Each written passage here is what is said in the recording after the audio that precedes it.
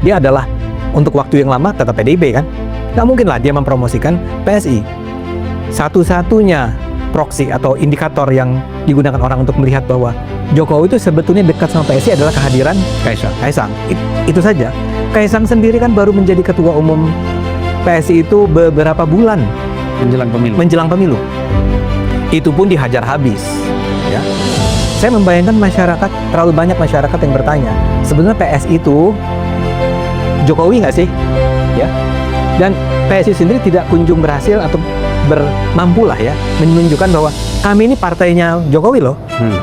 Jadi efek dari Jokowi tentu saja tidak besar terhadap PSI karena faktor-faktor tersebut. Itu yang saya pada 2024 ya. 2024. Ya karena dari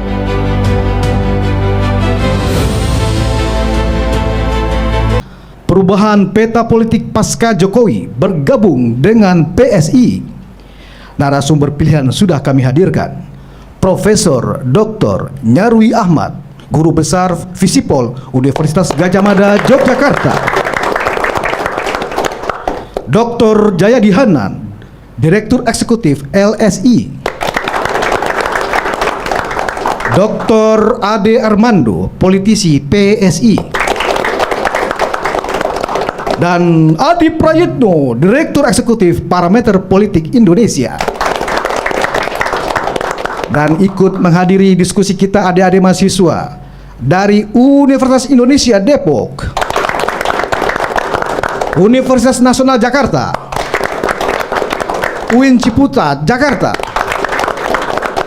Dan diskusi ini dipandu oleh Presiden Banking Indonesia, Zulfan Linda.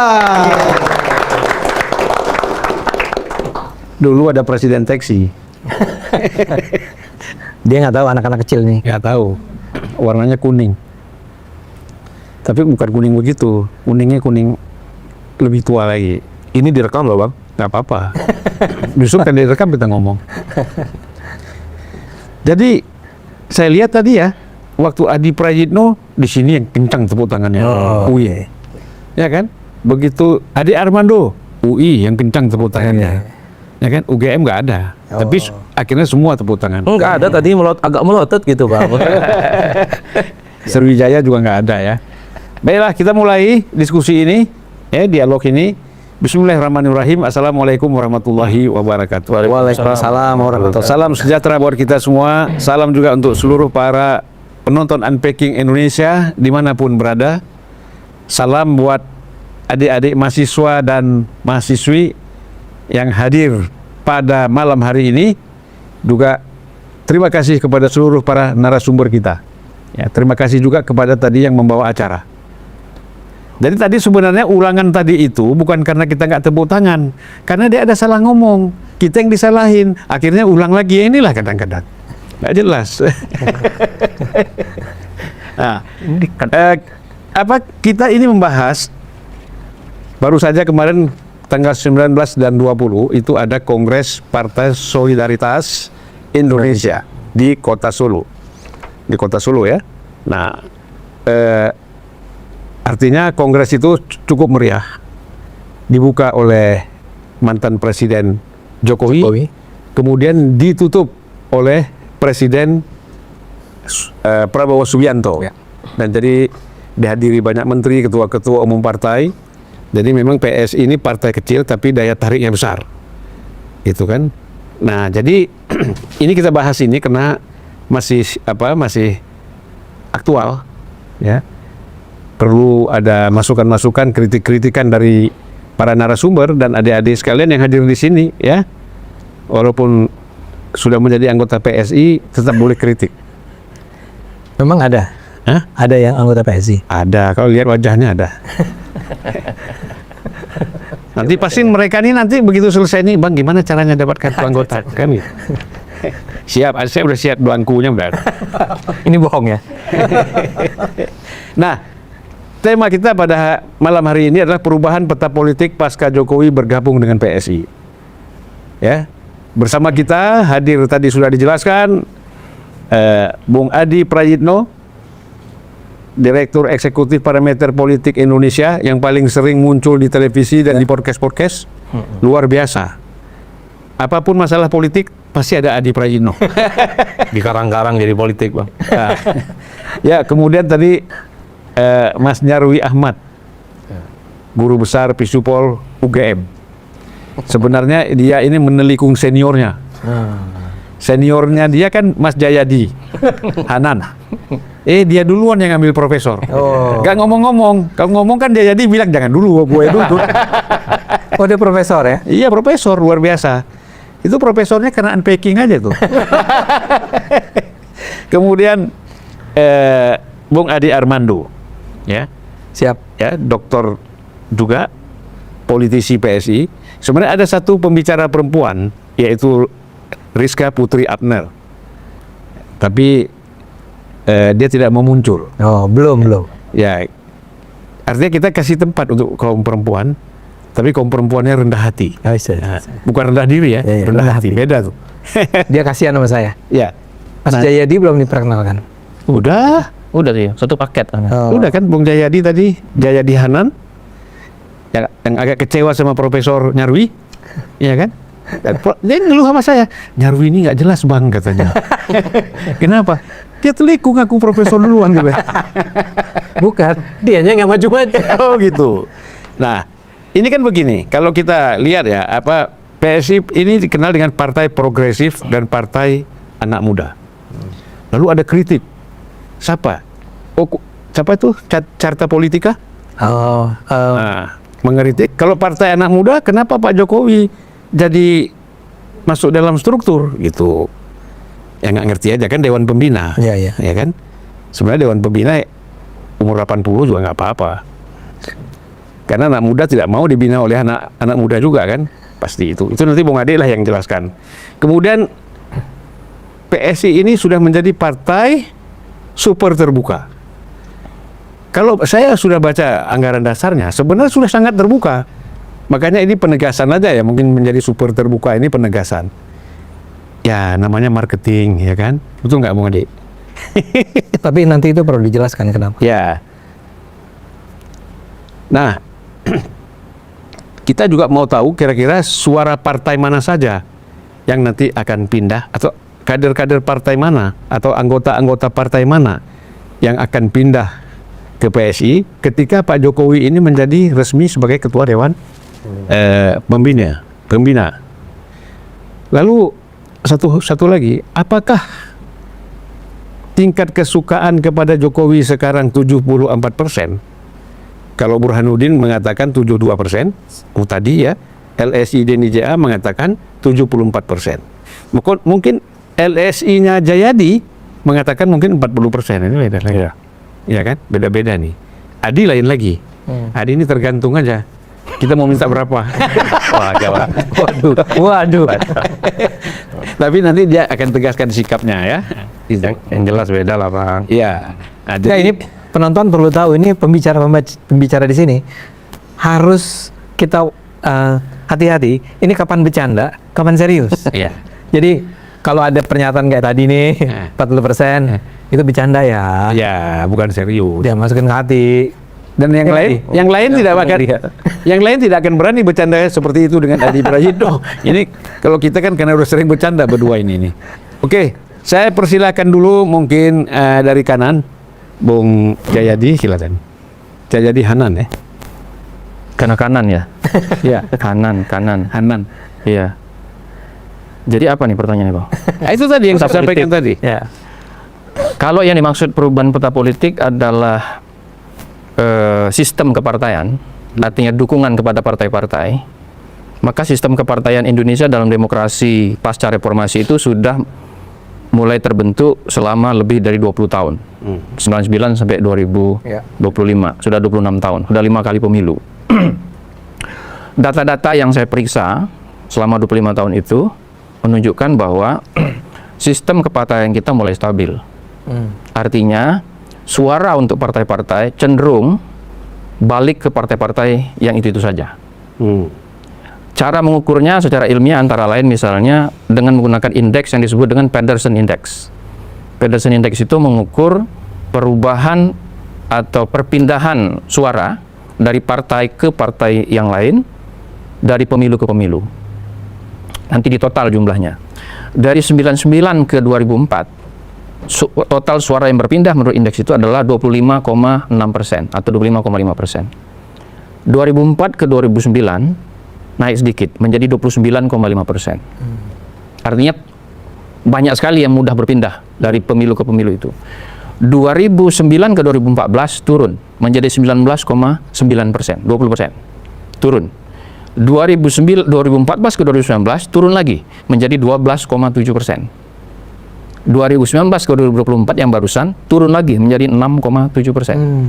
Yang pindah ya? Yang pindah dari partai ke partai yang lain. Artinya ini tantangan kalau PSI mau merubah peta itu, tantangannya adalah bagaimana tuh pemilih yang sudah ajak cenderung memilih partai yang sama dari pemilu ke pemilu itu tidak mudah untuk berpindah kecuali ada sesuatu hal yang memang betul-betul baru dan menarik dan kuat, signifikan.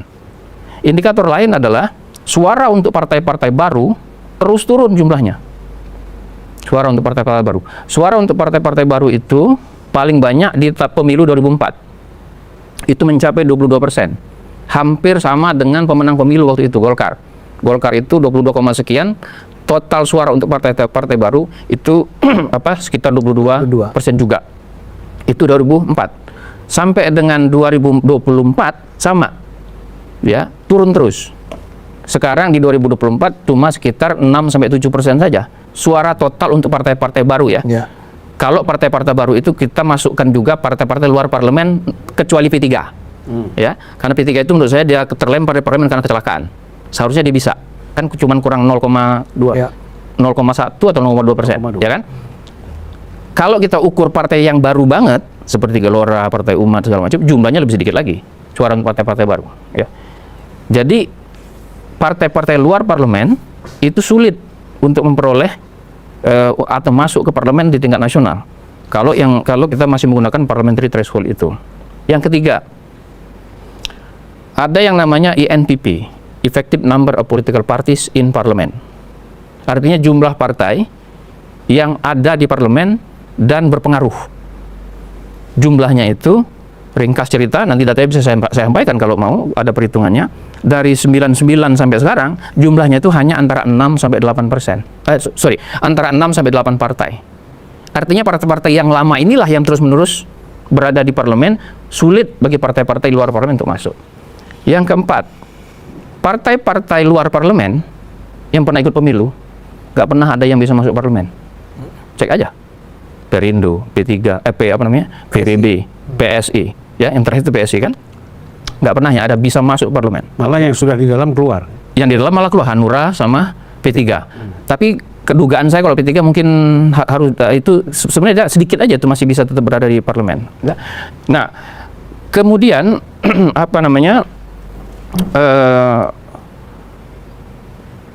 partai-partai baru yang bisa masuk parlemen itu kan kita mulai dari partai PKS, Demokrat, PAN, PKB, apalagi Nasdem. Gerindra, Nasdem. Kalau itu kita lihat karakteristik partai-partai baru di masa reformasi ya, yang bisa masuk parlemen itu adalah partai-partai yang punya dua modal utama. Satu, ketokohan. Ya. Yang kedua, basis sosial. PAN punya ketokohan Amin Rais waktu itu. Basis sosialnya Muhammadiyah. PKB punya ketokohan Gus Dur waktu itu, basis sosialnya NU. Itu contoh. PKS ya. PKS agak berbeda sedikit, tapi dia punya ketokohan yang cukup banyak ya. Tapi dia punya basis sosial yang sangat kuat. Demokrat gimana? Demokrat itu tokohnya SBY. Iya. Basis sosialnya adalah dari Golkar. Golkar itu apa backbone-nya waktu zaman Orde Baru? ABRI, birokrasi, ya kan? Sama kelompok-kelompok fungsional. Ya, SBY itu punya basis sosial di situ, di Golkar, lewat ABRI dan sebagainya. Ya, sama Gerindra juga punya tokoh Prabowo, basis sosialnya sama, berada di Golkar. Makanya suara Golkar tinggal 14%-an dari berapa? 60%-an, ya kan? Sempat 70 lah. Sempat 70 lah, gitu. Ya, terlepas dari bagaimana mereka memperolehnya. Nah, ketokohan yang besar, lalu basis sosial. Ya, kalau mau diringkas sekarang, pertanyaan, lalu yang ketiga yaitu infrastruktur dan logistik yang kuat. Nah, biasanya infrastruktur dan logistik yang kuat itu konsekuensi dari yang pertama dan kedua. Adanya ketokohan yang kuat dan basis sosial yang kuat. Baru muncul kan, baru ada logistik datang ya, infrastruktur bisa dibangun dan sebagainya. Nah, coba perhatikan partai-partai yang tidak bisa bertahan di parlemen atau tidak bisa masuk parlemen, itu biasanya lemah di salah satu atau salah dua atau salah tiga di situ. Terutama yang pertama dan kedua. Nah, sekarang pertanyaannya, apakah PSI punya? Tapi sebelum ke situ saya mau tanya dulu. Tadi kan persentase penurunan ya dari 99. Perubahan suara dari pemilu ke pemilu ya? Iya. Itu namanya indeks volatilitas pemilu. Ya, tapi mengapa itu bisa terjadi? Karena pemilih melihat tidak ada perubahan dari segi kepemimpinan maupun program-program partai dari pemilu ke pemilu. Partainya itu aja. Gitu. Ya kan? Ya. Jadi tidak ada insentif bagi pemilih untuk pindah ke partai lain. Biasanya insentif itu ada bagi para pemilih untuk pindah kalau ada kebaruan. Kebaruan itu bisa dua, tokoh yang sangat signifikan atau program atau appeal yang sangat menarik, sangat signifikan bagi masyarakat pemilih sehingga mereka mau berpindah, termasuk misalnya anak-anak muda, ya kan? Gitu. Nah, itu selama 25 tahun terakhir pemilih kita nggak punya itu. Ada perubahan volatilitas di 2009. Waktu itu Demokrat jomplang naik menjadi 20% lebih suaranya, tapi akibatnya dia menurunkan suara banyak partai lain. Ya, PKB turun dari 9 atau 8 menjadi 5, ya kan? PDIP turun, kemudian beberapa Golkar juga turun. Itu karena kenapa itu? Ada ketokohan SBY yang sangat menonjol waktu itu 2009. Tapi setelah itu tidak ada. 2014 memang ada tokoh seperti Jokowi, ya kan? Tapi tokoh seperti Jokowi ini tidak seperti SBY. SBY itu lebih lintas sektor dari segi kepartaian dibandingkan dengan Jokowi. Jokowi itu kekuatan tapi juga sekaligus kelemahannya adalah dia memang secara individu kalau dia jadi calon presiden itu bisa menarik bagi banyak orang ya, lintas partai. Tapi kalau bicara partai dia sangat PDIP. Jokowi itu pada saat itu sangat PDIP. Akibatnya kalau bicara partai orang nggak ikut Jokowi. Kalau bicara partai orang kembali lagi ke basis yang saya sebut tadi masing-masing. Nah, kalau sekarang panjang penjelasannya itu. Kalau kita lompat pertanyaannya, apakah PSI yang sekarang itu bisa melakukan perubahan peta politik dalam pengertian tadi dengan Jokowi masuk ke dalam? Dengan Jokowi masuk ke dalam, saya ragu atau tidak yakin akan terjadi perubahan itu. Bukan yakin tidak ya? Tidak boleh, sebagai ilmuwan sosial kan tidak bisa mengatakan pasti tidak terjadi. Tidak boleh. Dalam agama itu ragu lebih bagus daripada keyakinan yang salah. Ya. Ya, tidak yakin juga dia ragu kan? Iya. Ragu kan? Saya ragu kalau itu bisa terjadi. Kenapa? Satu, basis sosial PSI nggak ada. Ya. Ada dua teori tentang sebuah partai bisa berkembang. Ada teori namanya social cleavage, artinya ada basis sosial dulu, terbentuk partai, lalu dia punya suara. Kayak Muhammadiyah, NU, kayak PAN, PKB, ya. Tapi teori itu kemudian dibantah atau ada rivalnya, yaitu teori namanya institusional, ya, teori institusi. Ada institusinya dulu, nanti basis sosial bisa dibangun. Setahu saya ketika awal berdirinya PSI, pendekatan itu yang mau dipakai. Ada institusinya dulu, dibangun programnya, lalu basis sosial terbentuk lewat anak-anak muda. Tapi itu perlu makan waktu. PSI kayaknya nggak sabar, sehingga dia berubah. Kan PSI hadir setahu saya untuk memberikan politik yang berbeda. Misalnya politik menggantung pada tokoh, ya kan? Politik hanya berbasis pada ikatan-ikatan primordial, ya, keagamaan, kesukuan dan sebagainya, ya kan? Nah, rupanya ya itu memang itu butuh waktu, ya. Tapi tampaknya PSI nggak sabar, sehingga dengan segera pemilu menjelang pemilu 2024 dia kemudian berubah, menggantungkan dirinya pada tokoh yang namanya Jokowi. Jadi sebenarnya asosiasi PSI dengan tokoh Jokowi itu sudah lama menurut saya. Nah, apakah ada partai yang berhasil menggunakan pendekatan seperti itu, membangun basis sosial, tapi tidak melalui tersedianya basis sosialnya terlebih dahulu, seperti PAN atau PKB? Ada, Partai Golkar. Golkar kan ada organisasinya dulu. Lalu terbentuklah kemudian baris loyalis Golkar sampai sekarang yang jumlahnya sekitar kalau dibesarkan antara 12 sampai 20% itu nanti naik turun kan, tergantung pada dinamika pemilu. Tapi itu perlu waktu lama. Golkar dibantu oleh negara kan untuk membangun itu, gitu. Nah, itu jadi data-data itu memberi saya kesimpulan sementara bahwa sementara ini kalau tidak ada sesuatu yang betul-betul luar biasa, sulit untuk menggoyang sistem kepartaian itu dengan tradisi itu ya. Iya, sistem kepartaian yang ada itu. Ya, silakan teman-teman PSI kalau mau mendobrak itu menarik ya.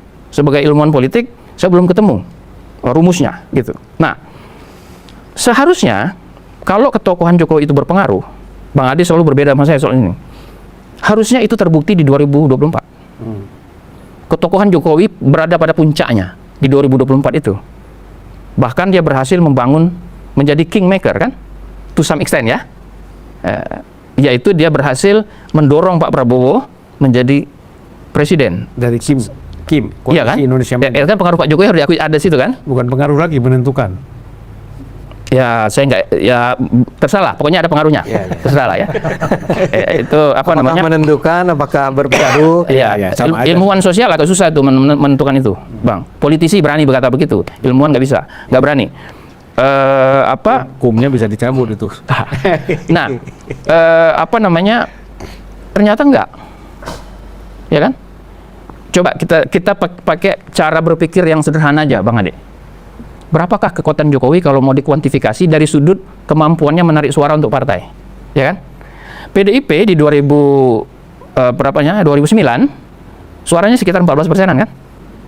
Ya kan? Betul? 14 sampai 15%. Kapan? 2009 PDIP. Ya, 14. Ya kan? Ada Jokowi, ada teori namanya coattail effect. 2009 belum ada Jokowi. Iya, 2014. 2009. Suara PDIP-nya aja, Bang. Oh iya, tanpa Jokowi. Tanpa Jokowi.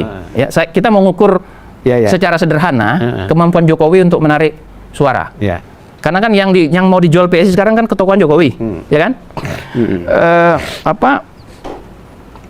Kalau diukur secara sederhana, 2009 suara PDIP 14%, kurang lebih. 2014 ada coattail effect, ya, pengaruh efek ekor jas. Berapa suara PDIP jadi? 19, ya kan? Naik artinya kan? 5%. Naik 5%. Apakah itu semua berasal dari Pak Jokowi? Nggak bisa diklaim begitu, ya, nggak bisa diklaim begitu. Ya. Lalu apa bukti bahwa kekuatan Jokowi sudah menarik suara untuk partai sudah selesai di 2014? 2019 tetap ada coattail effect. Tapi coattail effect Pak Jokowi terhadap PDIP di 2019 mempertahankan suara PDIP. Naik 2%. Tetap 19, Bang.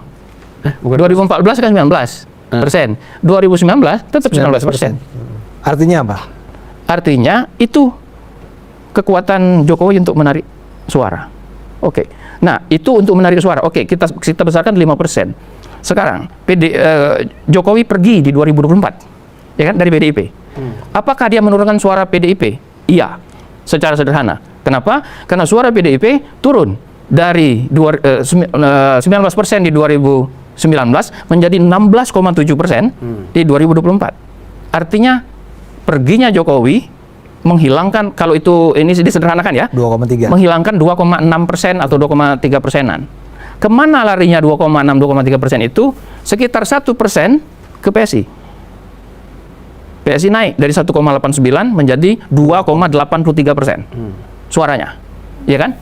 Betul, ada asosiasi tuh antara Jokowi dengan PSI di situ. Karena hampir 50% suara yang tadinya ke PDIP kira-kira pindah ke PSI.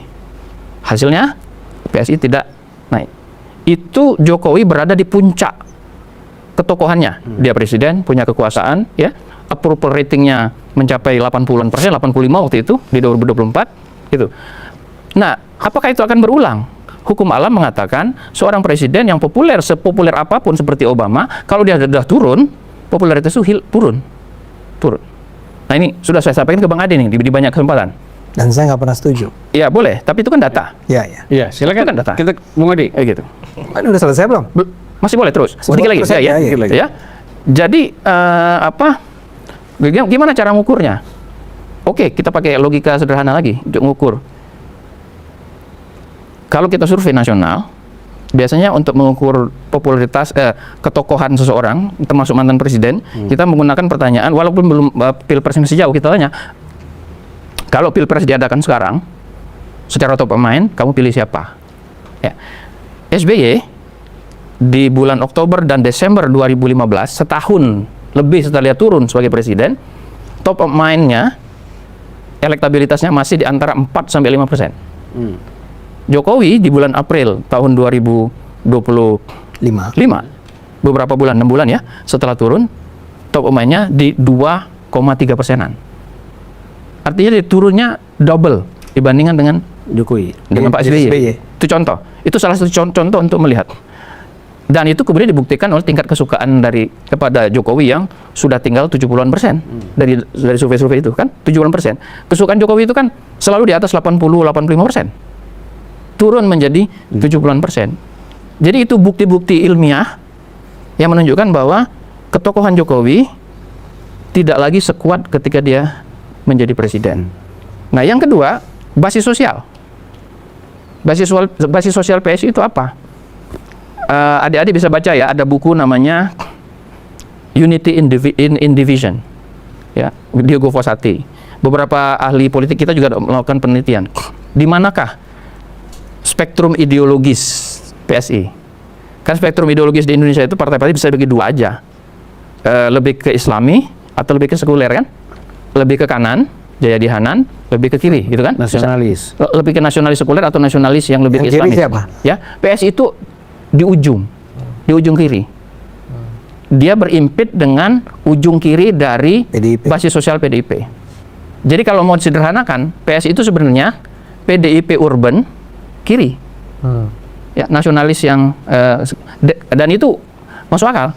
PSI kan lebih mengutamakan minoritas gitu kan. Peran agamanya lebih berkurang dalam politik dan sebagainya. Mirip-mirip PDIP kategorinya. Itu jumlahnya kecil. Kan selalu yang paling banyak kan di tengah. Maka Golkar, Demokrat itu ke tengah semua tuh. Nah, PSI itu mengambil ceruk yang kecil. Problemnya ada atau tantangannya adalah ceruk yang kecil itu pun sebagian besar diambil sama PDIP. Jadi kalau ada misalnya pertarungan di bawah antara PDIP, kader PDIP dengan PSI di pileg dan sebagainya itu wajar aja karena memang ceruk yang dipilih sama. Nah, kalau itu dengan kata lain basis sosial PSI kalaupun sudah mulai terbentuk masih kecil. Pertanyaannya, apakah dengan ketokohan, kalau mengandalkan ketokohan Jokowi yang menurut saya tidak terbukti mampu mengangkat, ada pengaruhnya jelas, tapi tidak mampu mengangkat menjadi 4% sehingga masuk parlemen, lalu dengan basis sosial yang kecil itu, saya ragu kalau itu akan mengakibatkan terjadinya perubahan peta politik dalam pengertian sistem kepartaian, dalam pengertian dukungan kepada partai-partai yang ada sekarang. Udah, oke. Oke. Ini Bung Jayadi ngomong 31 menit, 32 menit, luar biasa. Selesai sudah pembicaraan. Sebenarnya selesai, tapi karena belum dijelaskan oleh tokoh PSI yang hadir, belum selesai. Setelah Bang Andi langsung tanya jawab ya Bang ya. Kan sudah selesai sama Bang Jayadi. 90 menit. Oke. Kan yang penting honornya sama pulangnya. Ini Anda di depan mahasiswa UIN loh. Enggak apa-apa. Oh, nggak apa-apa ya. Nggak apa-apa ya. Jadi gini, ada beberapa hal. Saya minta maaf kalau sampai ada yang miss, tolong diingatkan. Ya. Tadi Jayadi bilang begini gitu ya. Tapi saya mulai dulu dari apa yang Anda sudah sebut bahwa kita berbeda pendapat tentang apakah pada 2024 seberapa besar sih peran Jokowi. Saya bilang begini, itu kecil karena pada saat itu terlalu sempit waktu yang disediakan, yang tersedia saat itu bagi orang untuk bisa mengenali bahwa PSI itu adalah partainya Jokowi.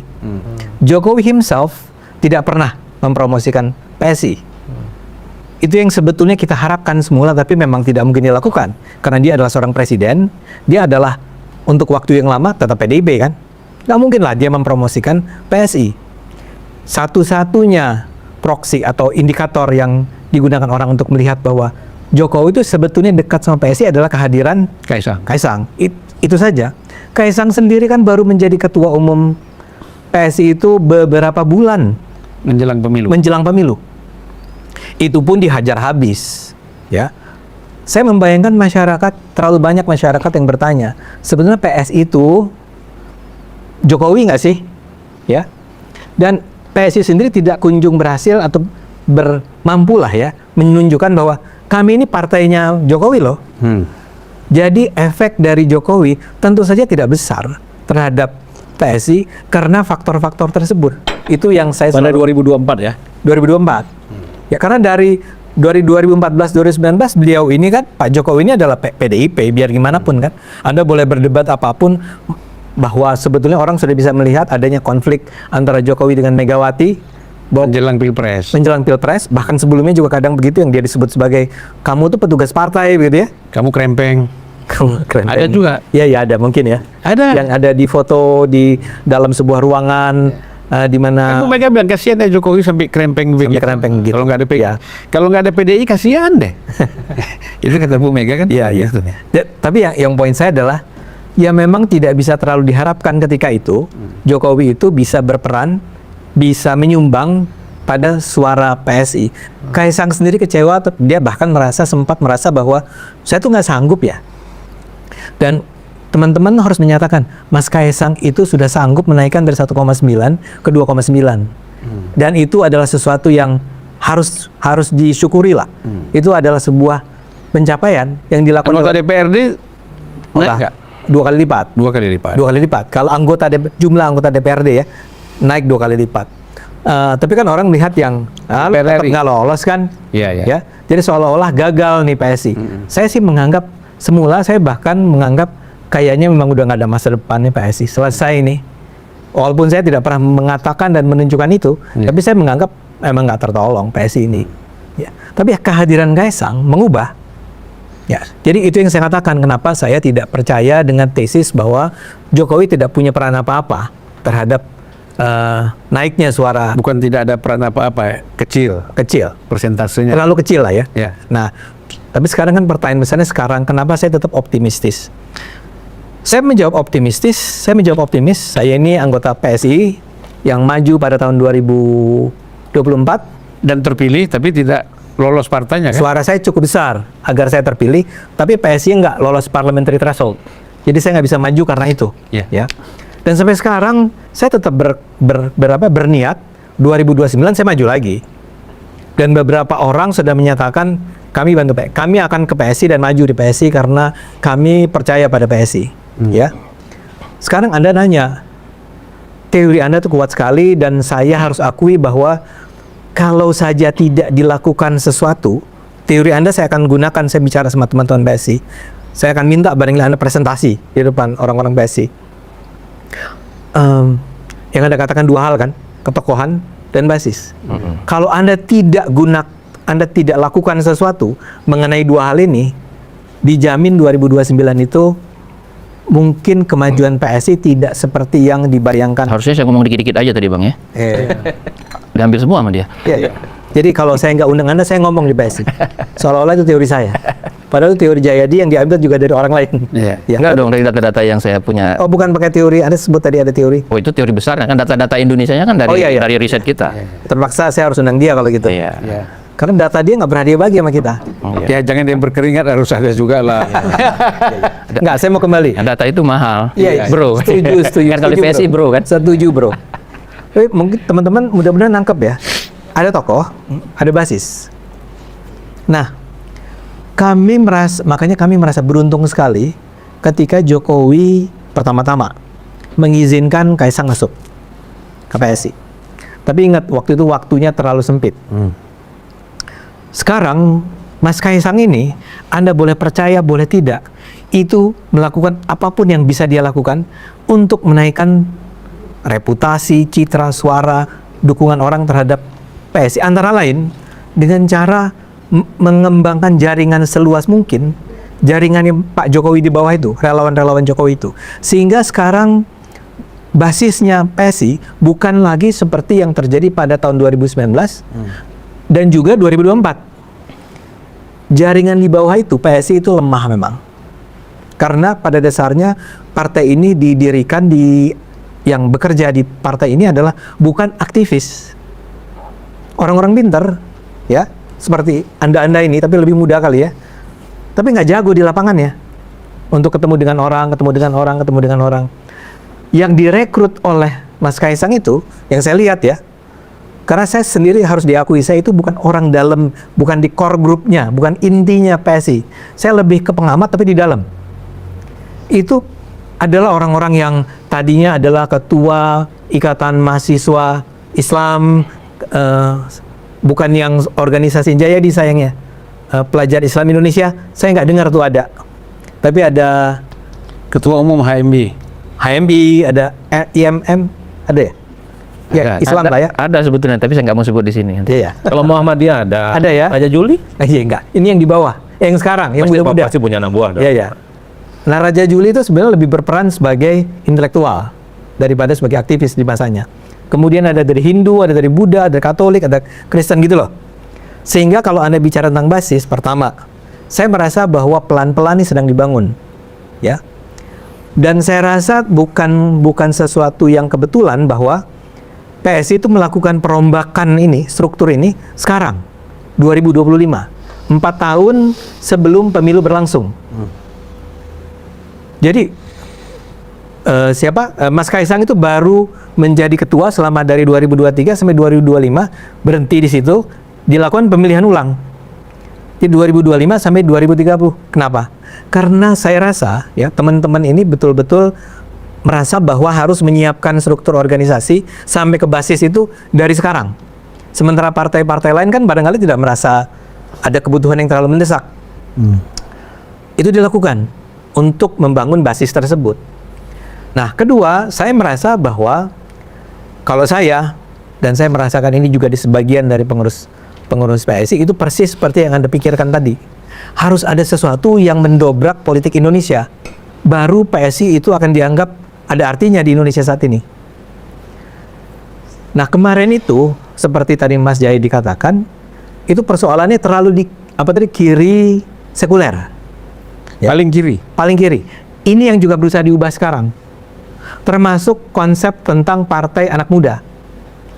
Konsep partai anak mudanya sekarang udah berubah. Bukan lagi hanya anak muda, tapi berpikir dengan cara anak muda. Tapi orang-orangnya, saya ini 64 tahun ini. Ya. Bukan 46.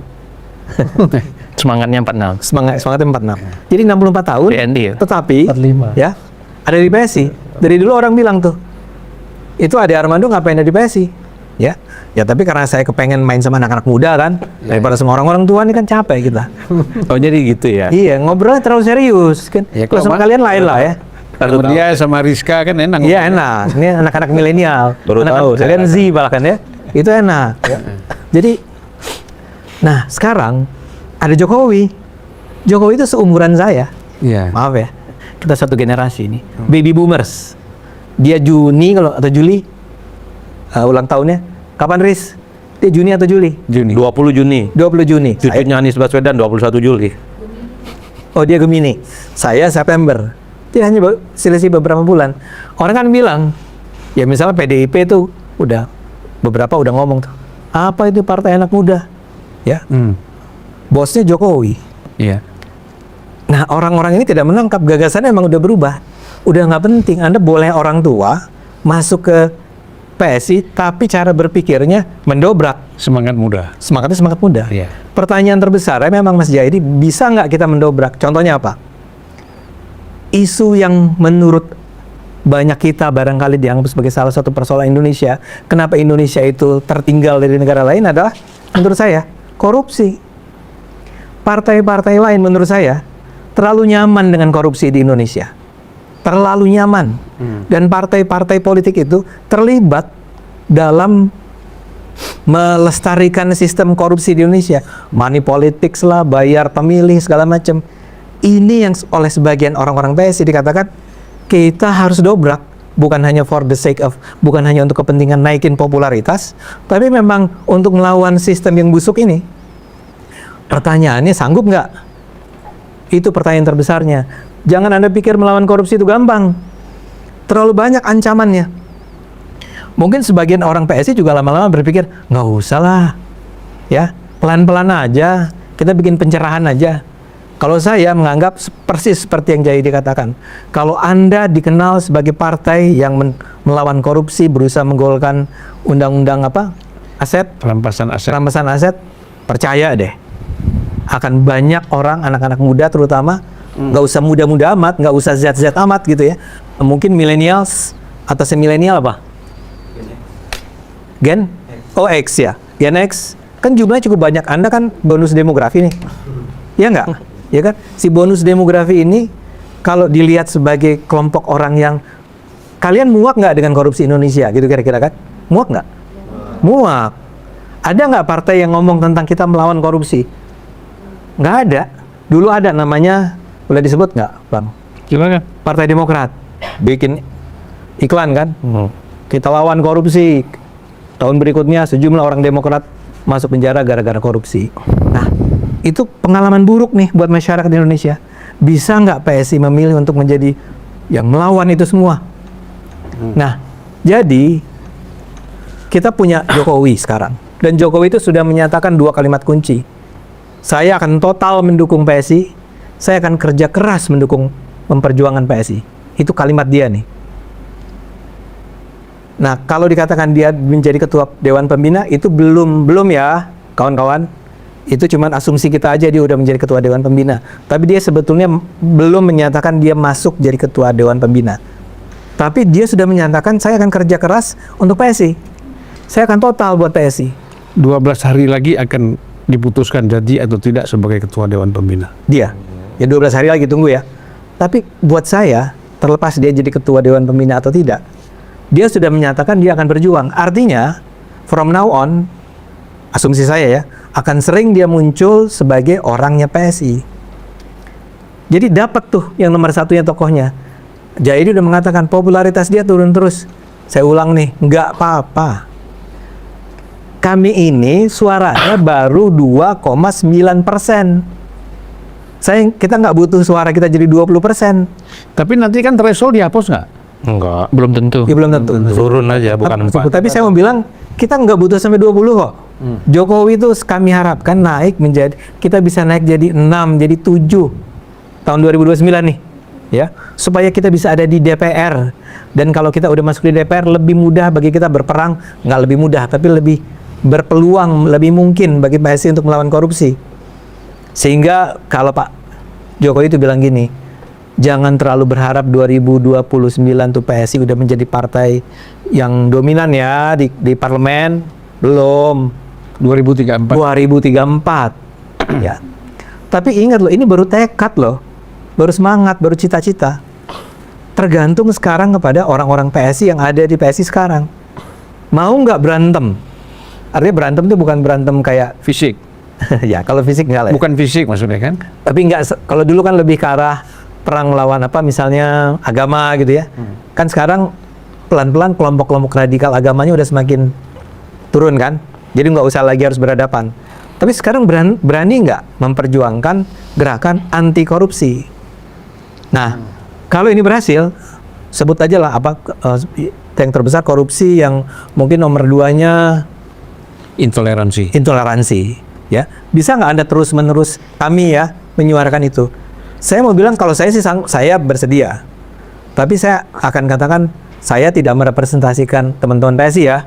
Saya cuman satu dan beberapa kawan PSI punya semangat semacam itu. Tapi kalau itu dilakukan, Kang Jayadi, saya termasuk orang yang percaya bahwa apa yang Anda ragukan itu tidak akan terjadi. Dan setelah mengatakan itu, saya akan mengatakan, tapi kalau itu tidak dilakukan, ya pertama, kalau Pak Jokowi itu menurut saya dia sudah menunjukkan, saya bersedia loh di sisa hidup saya ini berjuang buat PSI. Ya, dia tuh sama, udah 64 tahun. Ya, sampai umur 70, 75 dia mau perang buat PSI. Jadi yang satunya tuh nggak usah diragukan. Dan saya nggak apa-apa kalau Anda bilang dia sekarang udah turun terus popularitasnya, it's okay. Tapi sekarang artinya yang harus naik popularitasnya adalah yang di bawah. Nah, bisa nggak kita menggarap yang basis? Saya terima kasih untuk masukan itu. Saya akan katakan itu pada teman-teman. Bayar dong Bung Ani. Iya, pasti. Anda nggak garap ini basis, Anda biarkan itu berkembang baik-baik saja seperti orang mengembangkan organisasi, buka jaringan, buka di kantor di sana, tapi nggak ada perangnya, nggak ada gagasan yang diperjuangkannya. Saya percaya, saya termasuk orang yang akan mengatakan kayaknya mungkin Jayadi benar nih. Tapi satu hal, kalau sampai sudah ada Pak Jokowi, ada Kaisang, ya itu semua kita lakukan, dan ternyata 2029 itu kita cuma dapat naik 1% lagi ke 3,9, ya memang saya akan bilang mungkin memang takdirnya PSI nggak usah ada. Iya. Itu loh jawaban saya. Mudah-mudahan itu menjawab ke Ya. keraguan Anda. Ya, kalau bicara takdir kan kita mengingat Sultan Takdir Al-Sabana ya. Yang belum tentu ada tahu nggak? Tahu. Sultan Takdir tahu. Unas pasti tahu, Unas pasti tahu. Rektor Unas, pendiri Iya, Unas. Nggak yang ini dong, UIN dong. Tahu nggak? Harusnya Sultan tahu Takdir ya. Ali Syahbana. Sastrawan Enggak, besar. mereka senyum-senyum.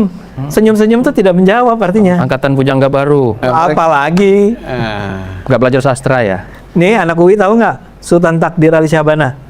Nggak tahu. Enggak, sekolahnya apa? Fakultas Sosiologi. Oh, sosiologi nggak tahu. Silo Sumarjan dia tahu. Oke. Ya, antropologi Kunchoro-Ningrat dia tahu kali. Ya, menarik sekali saya kira ya.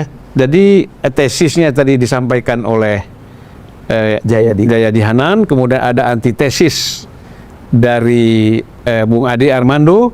Nah, Nggak sekarang sepenuhnya antitesis itu bang, parsial antitesis. Ya. Karena sebagian saya menyetujui. Yang data keras itu. Iya, tapi kalau kondisinya berubah, kan kita ngomong ke depan Iya, nih. iya, betul. tapi kan antitesis tidak selalu sepenuhnya beda, Bang. Iya, kan? betul, betul. Ya? Iya. Teorinya kan begitu. Tantangannya lagi bang, 20 tahun terakhir itu nggak berubah. Tapi nanti dulu kita kasih profesor Iya, dulu. Nanti kita kalau profesor nggak mau bahaya. Yang lahir bukan bicara PSI, jajak palsu lagi. Waduh. Waduh, waduh. Ini kita ngomong PSI aja tuh, Pak. Ya. Jangan kemana-mana lah. Ya, PSI lah. Iya. Enggak, sayangnya saya itu kemungkinan memperkuat antitesis tesisnya Bang Jayadi tadi. Iya. Ya. Kok sayang? Iya, karena Bang Ade tadi itu kan masih parsial antitesis ya. Ya kan. Jadi Nggak, kenapa sayangnya? ya, artinya PR-nya makin banyak ke Bang Ade nanti. Oh iya. Artinya dia sayang sama PSI dong. Iya, iya. Oh sayang. No. Nggak, saya percaya Jayadi itu bicara gini jujur Oh pasti. untuk mengatakan Bang Ade, PSI itu nggak tertolong kok, gitu kan? Bung Ade, kalau tidak jujur nggak bakal kita undang ke sini. Oh iya. Oke, tadi saya sudah dikasih kesempatan. Begini, pertama ini kan temanya tadi seberapa sih kira-kira ya kalau Pak Jokowi masuk dan perkuat PSI itu akan menolong atau bahkan perkokoh PSI. Kira-kira kan itu kan Lebih jauh, mengubah peta politik. bahkan Suaranya mengubah agak keras sedikit. iya, bahkan mengubah peta politik nasional misalnya begitu. Nah, kalau kita lihat ya Bang Ade, tadi yang dijelaskan Mas Jayadi itu kan dari aspek kepartean ya. Tapi kalau saya lihat ya dalam sejarah Indonesia gitu ya, kalau kita bicara kemampuan figur untuk mengubah sistem kepartean, itu saya kira jejaknya sulit ya, sulit secara individual kita lihat. Kenapa? Karena ya karena gini ya.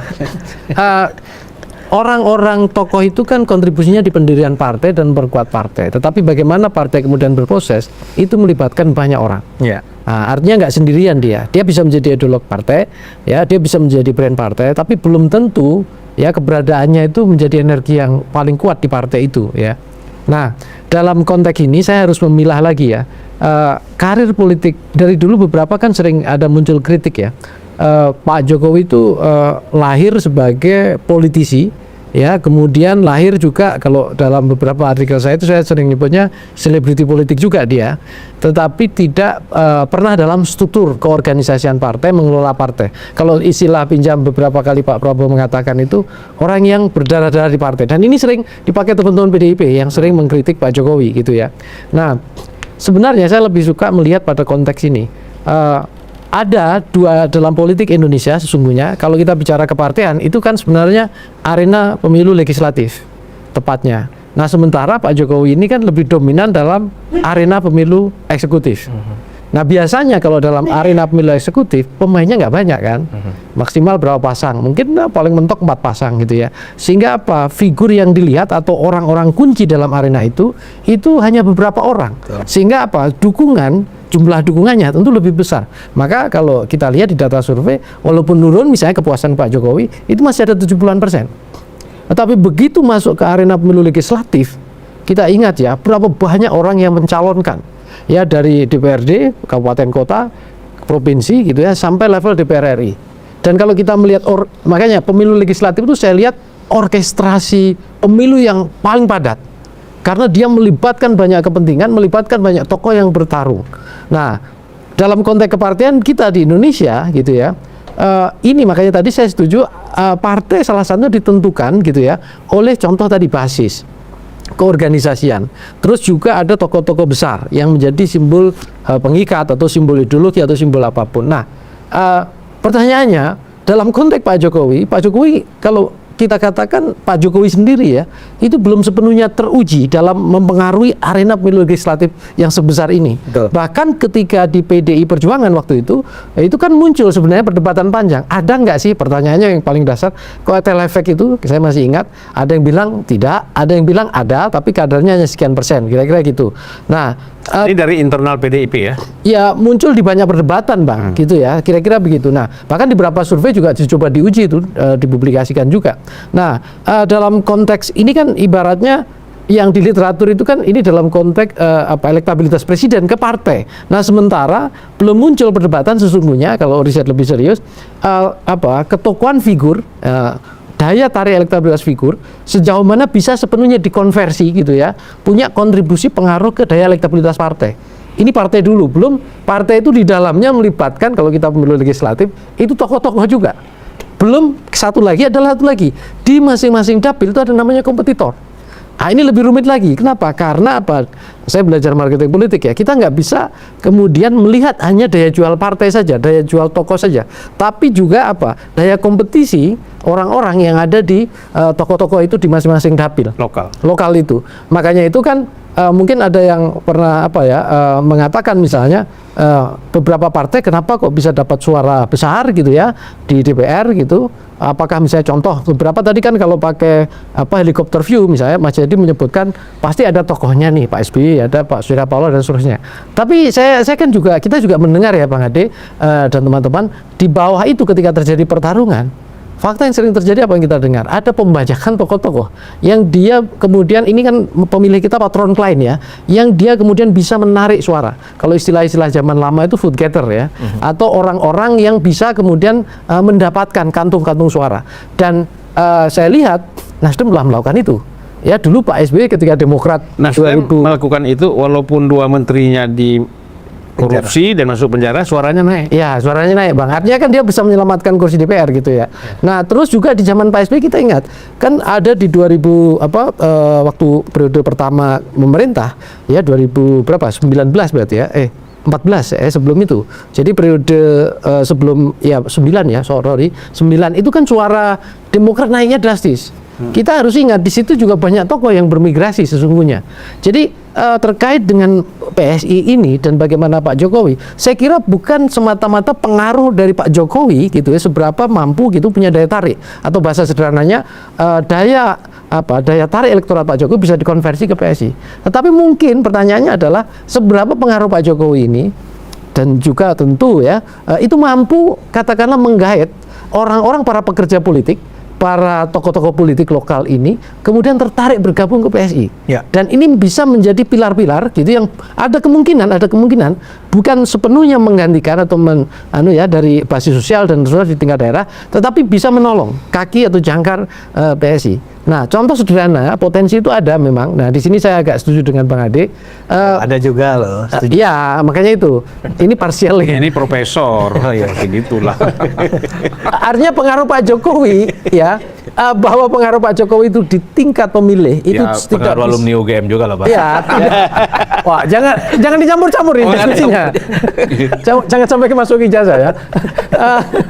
artinya gini, pengaruh elektoral Pak Jokowi itu gitu ya, dalam konteks dirinya sebagai tokoh panggung eksekutif itu nggak bisa sepenuhnya kita konversi ke legislatif. Iya. Dengan angka bahkan mungkin 4% aja menurut saya berat juga. Tadi Mas Yadi mengatakan itu kan hanya sekian 2, sekian persen misalnya, tingkat top of mind-nya misalnya.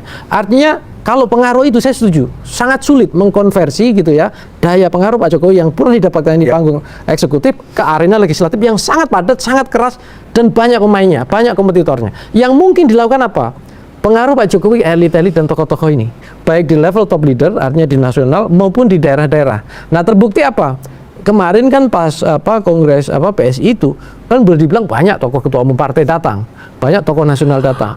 Mungkin kalau Mas Kaisang itu bukan anaknya Pak Jokowi, saya sebagai pengamat misalnya atau analis akan sulit ya rasanya mengharapkan itu datang sebegitu. Walaupun Bang Zulfan yang ikut datang juga merasakan vibe-nya. Ini loh, saya klarifikasi, saya datang diminta untuk memberikan pengarahan soal kaderisasi. Iya Bang. Peserta Kongres PSI. Iya, tapi kan Abang merasa Kan ada yang mengatakan saya sudah masuk PSI. Boleh-boleh saja. Dan itu kita nikmati ya. Enggak, Abang kan merasakan bagaimana vibe-nya anak muda yang sedang berpolitik ini gitu ya. Hadir bersemangat tuh artinya ada vibe itu gitu loh. Tetapi saya mau mengatakan terkait dengan istilah sosok Kaisang sebagai figur ketua umum PSI akan sulit kalau dia berdiri sendiri, katakanlah artinya tadi itu tidak mungkin para tokoh itu bersemangat luar biasa gitu mengapresiasi. Kalau tanpa keberanian Pak Jokowi artinya apa? Daya pengaruh Pak Jokowi itu masih ada pada tokoh-tokoh itu. Respeknya masih ada. Tetapi untuk ke pemilih masih belum tentu jawabannya. Oh, iya. Nah, istilah almarhum Ridwan Saidi, Jokowi dan rencengannya kan gitu. Ya itu Ridwan Saidi almarhum. Iya, almarhum Pak Ridwan. Nah, di sini yang saya kira ini bisa menjadi Bang Ade, ini potensi gitu ya. Artinya sejauh mana PSI itu bisa mengelola keorganisasian, bisa kemudian mengidentifikasi potensi yang bisa memperkuat dengan termasuk menggandeng tokoh. Nah, meyakinkan tokoh itu PR tersendiri dan itu beda dengan meyakinkan pemilih, kan gitu. Menata organisasi juga demikian, apalagi yang diharapkan misalnya kayak Pak Jokowi pidato gitu ya. Ya ini tergantung kerja keras, tergantung organisasi ditata, bahkan tergantung seberapa relawan. Nah, ini balik lagi ke relawan. Ada yang mengatakan, wah potensi relawan Pak Jokowi kan besar. Apakah sepenuhnya gitu ya akan nanti potensinya akan menjadi pendukung relawan PSI?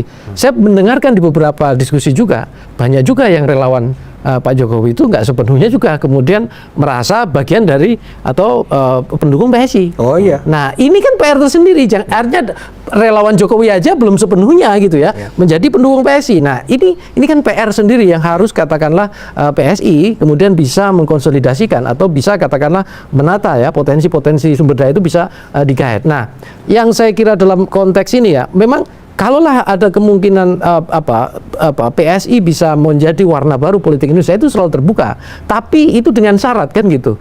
Satu gitu ya, basis yang menjadi syarat dasar dia survive dulu untuk lolos parliamentary threshold itu dipenuhi dulu. Ya dan kita tahu Bang Ade dan teman-teman ya.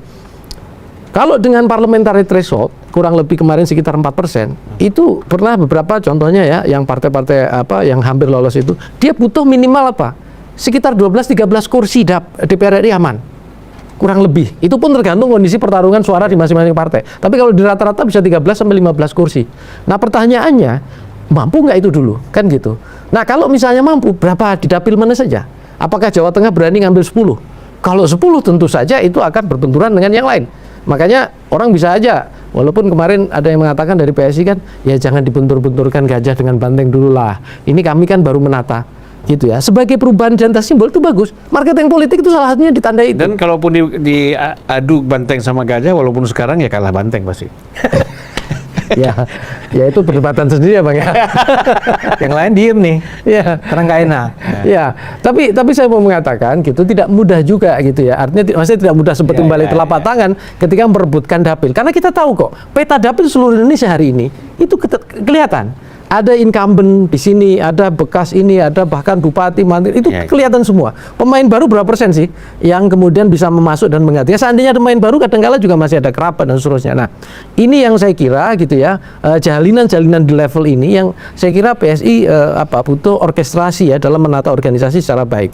Nah, kalau itu ada kemungkinan dilakukan dan dia bisa katakanlah tembus parlemen gitu ya. Nah, ada kemungkinan saya kira perluasan itu bisa ditata. Seiring dengan itu tentu saya kira narasi ideologi program yang atau kinerja atau policy yang lebih programatik itu kemudian bisa dilakukan. Nah, satu lagi sebenarnya kan ada satu segmen ya yang saya kira hari ini menjadi isu penting. Saya kok kurang setuju ya kalau tadi ya Bang Zulfan, kalau korupsi, advokasi korupsi itu menjadi daya tarik ya untuk bagaimana PSI bisa menambah suara.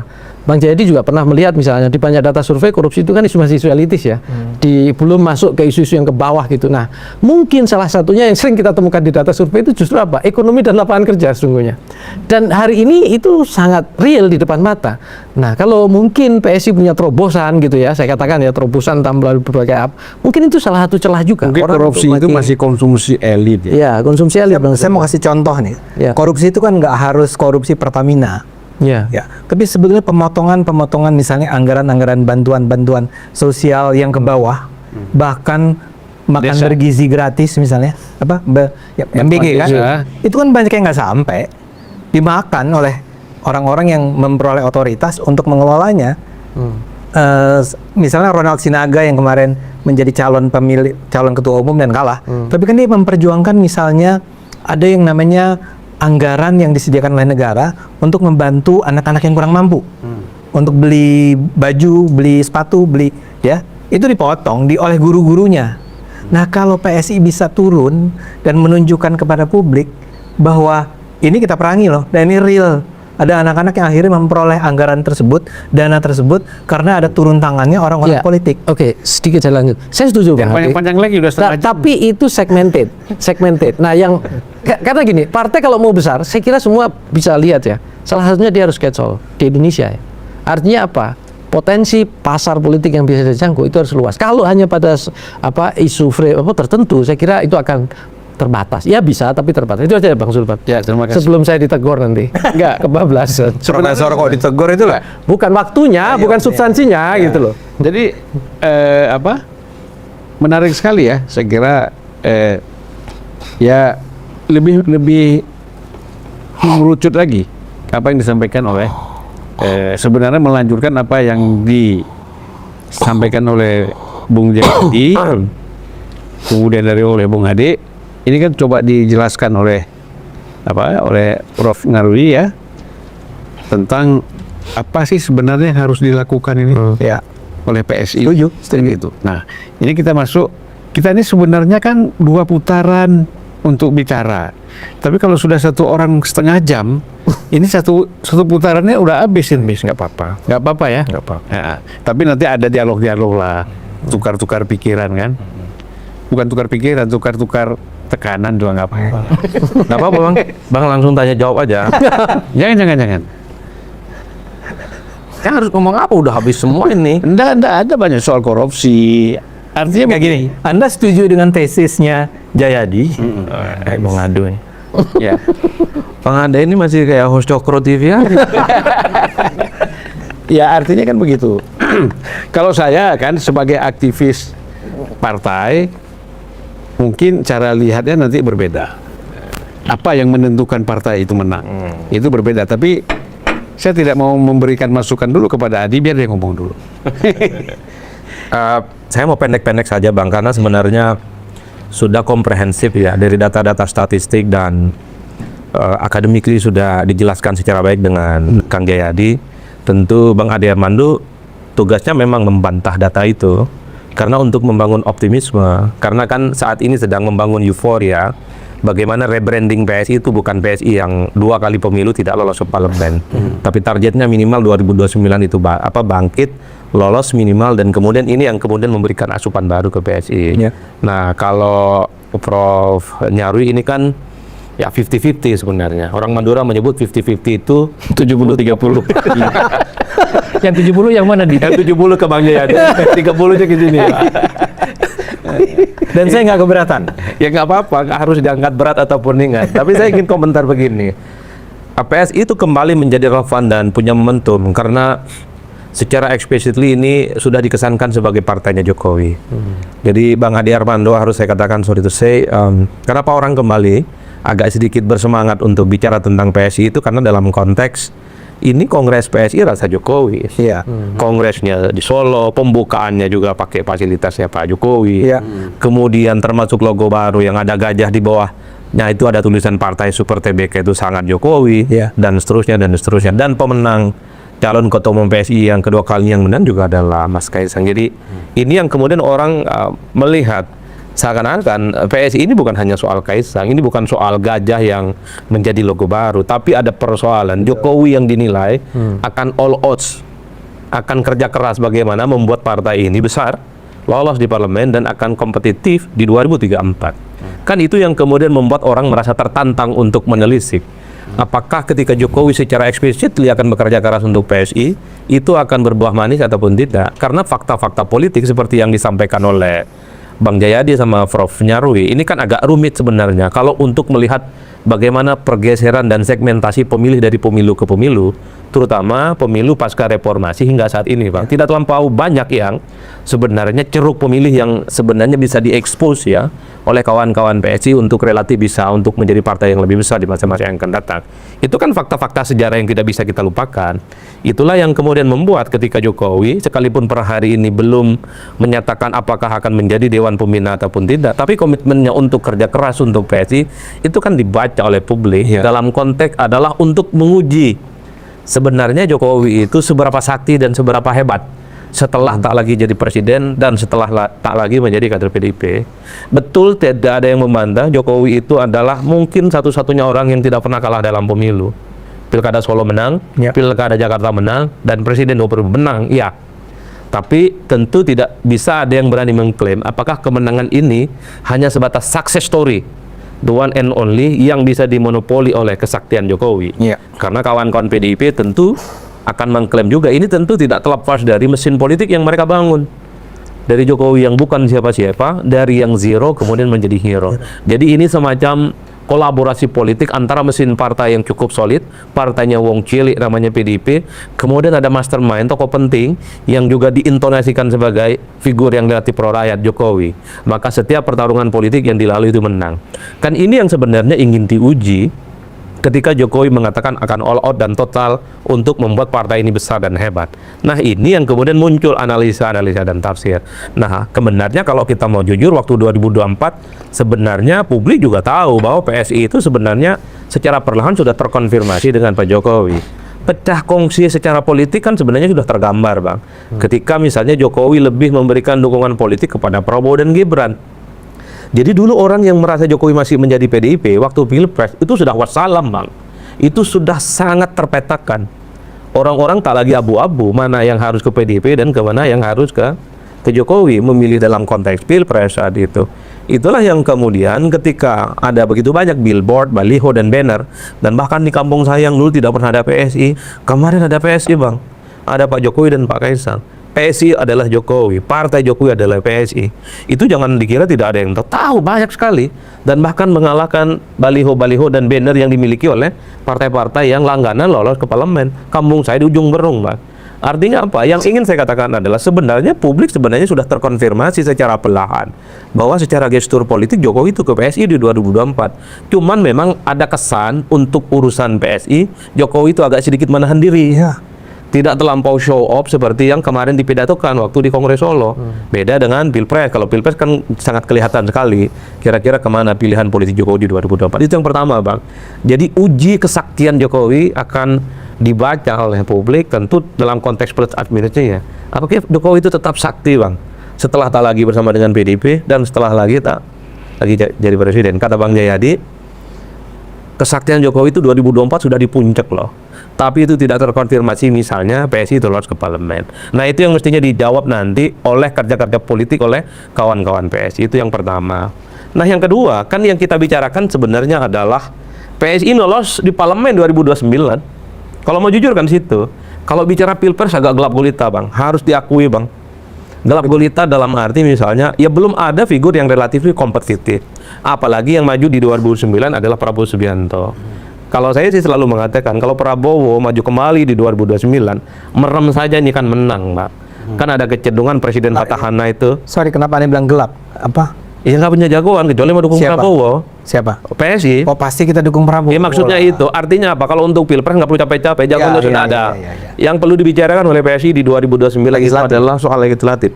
Bicara tentang legislatif, kalau mau jujur sebenarnya, anatomi kekuatan politiknya yang paling penting adalah pada caleg, Bang. Pada caleg. Kita bisa cek kok. Kenapa Golkar yang tidak pernah punya calon presiden sejak 2009 hingga saat ini, dia runner up? Karena kalau saya cek perolehan suara mereka, calegnya kuat dan siap tempur di bawah. Nggak peduli dia punya jagoan maju pilpres sebagai calon presiden ataupun wakil presiden. Golkar runner up, bahkan 2 kali mengalahkan Gerindra. Itu artinya apa?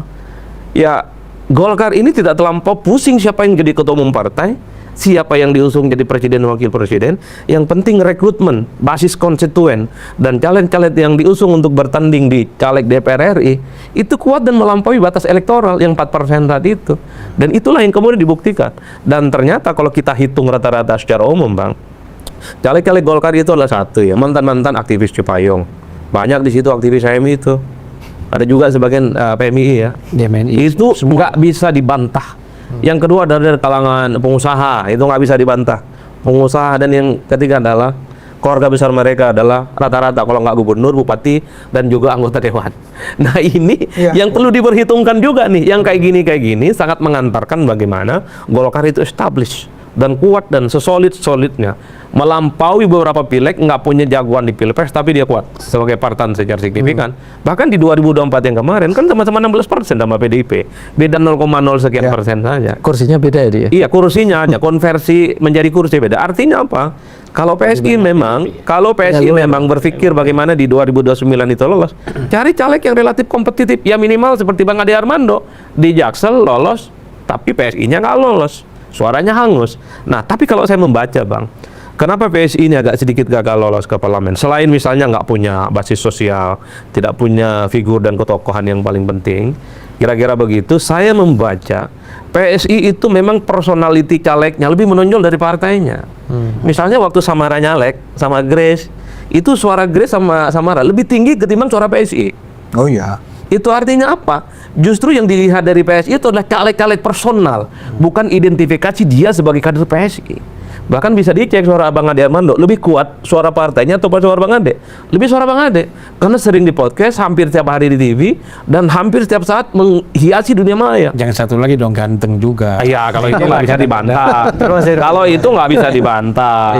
Nanti nggak bisa dibantah. Enggak, yang ingin saya katakan adalah Bikin kacau ini. institusionalisasi atau pengidentifikasian PSI kepada kader-kader terbesarnya itu perlu juga dipikirkan, karena PSI saat ini sekalipun punya anggota dewan, dia lolos sebagai anggota DPR, sekalipun parlemennya nggak lolos, itu lebih kuat calegnya. Artinya apa? Carilah orang-orang seperti Ade Armando, carilah orang-orang seperti Grace, carilah orang-orang seperti Samara dan seterusnya. Cari 20 orang kayak gini aja, nggak usah pusing-pusing. Ya, di sini udah ada satu, Pak, yaitu Adi Prayitno kan. Enggak, udah kan kita dosen dong, nggak boleh. Nggak boleh berpolitik. Tegak lurus. Kita Saya masih 4 tahun lagi. Kenapa? Masih 4 tahun Enggak, lagi. saya sudah istiqomah berkumandang untuk menjadi petugas kampus, Bang. Coba tanya mahasiswa UIN, lebih baik dia di DPR atau di kampus? Kampus dong. Di kampus ini. Bagaimana ini? Artinya mahasiswa? apa? Jadi Bang Ade, kalau mau jujur, udahlah cari orang 20 orang yang memang dia petarung, entah itu siapa, dan suaranya bisa melampaui satu kursi. Setuju. Salah satunya udah ada bahkan Jadi nggak usah pusing-pusing, misalnya mikir ideologi, basis, udah apapun judulnya, orang-orang ini dapat suara melampaui. Tanya Mas Jayadi, itu dilakukan PSI tahun 2000 berapa? Ternyata nggak dapat juga. Nggak dapat 20. Mungkin saya sedikit ya. Berarti memang takdir Tuhan. Jangan kamu tadi dulu. Saya mau sedikit mengasihkan Masih. uraian aja. Bung Ade, satu, kalau bicara persoalan melawan korupsi, itu memang gemanya itu belum sampai ke bawah, seperti kata Bung Nyarwi tadi.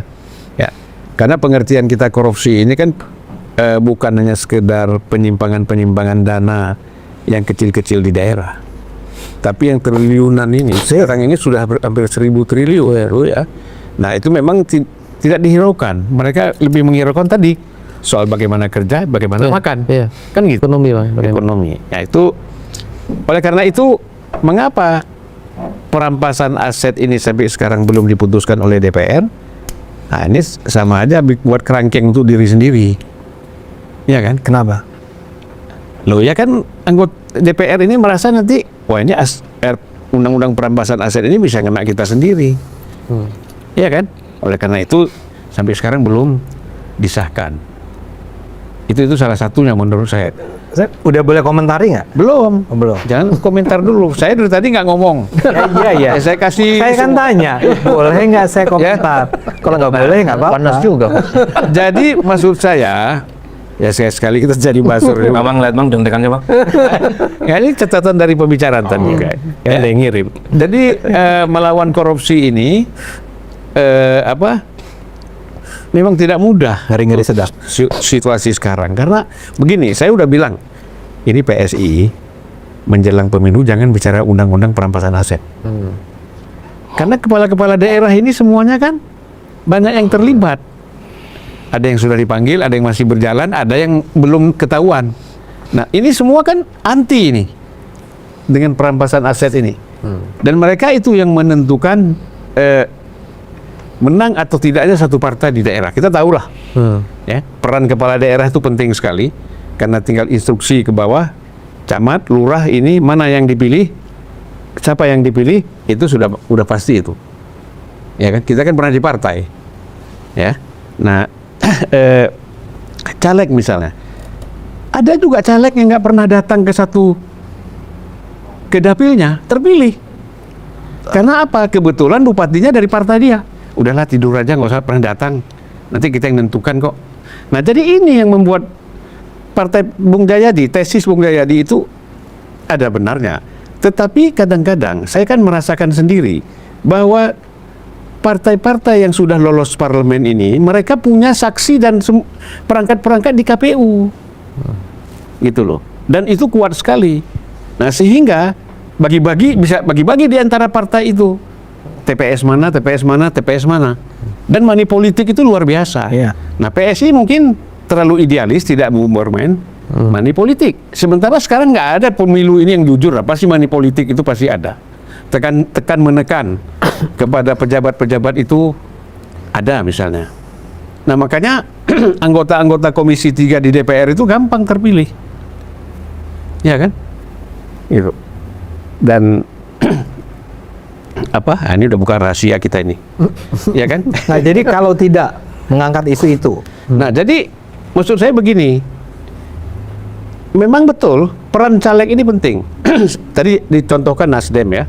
Nasdem itu sebenarnya kalau kita lihat dari karakternya atau dari moralnya ini udah turun sekali.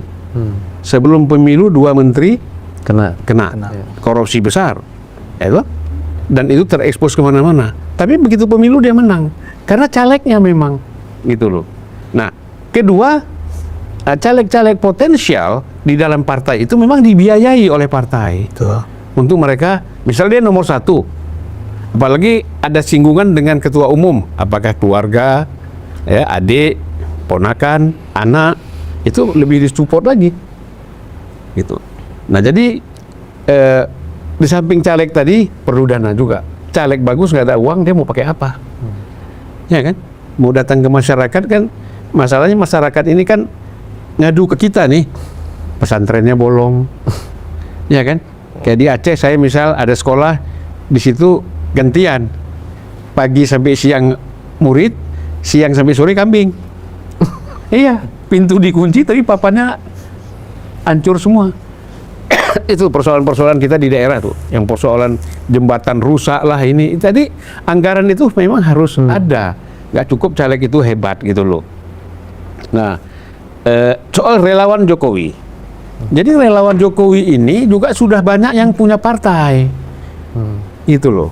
Ada yang mereka anggota Golkar, mungkin sebagian besar mungkin relawan Jokowi ini anggota PDIP, ya. Jadi ketika Pak Jokowi mau masuk ke PSI, nah kemungkinan tidak semua relawan itu ikut bersama-sama Jokowi masuk PSI gitu loh. Kalau saya secara politik ada yang saya curigakan juga supaya PSI ini makin kecil, mereka juga menolak untuk Jokowi itu masuk PSI supaya kecil terus ini PSI. Ya. Nah, ada 3 hal yang disampaikan Jokowi ketika dia membuka kongres kemarin. Satu, dia bilang tidak mungkin menang tanpa kita turun ke bawah.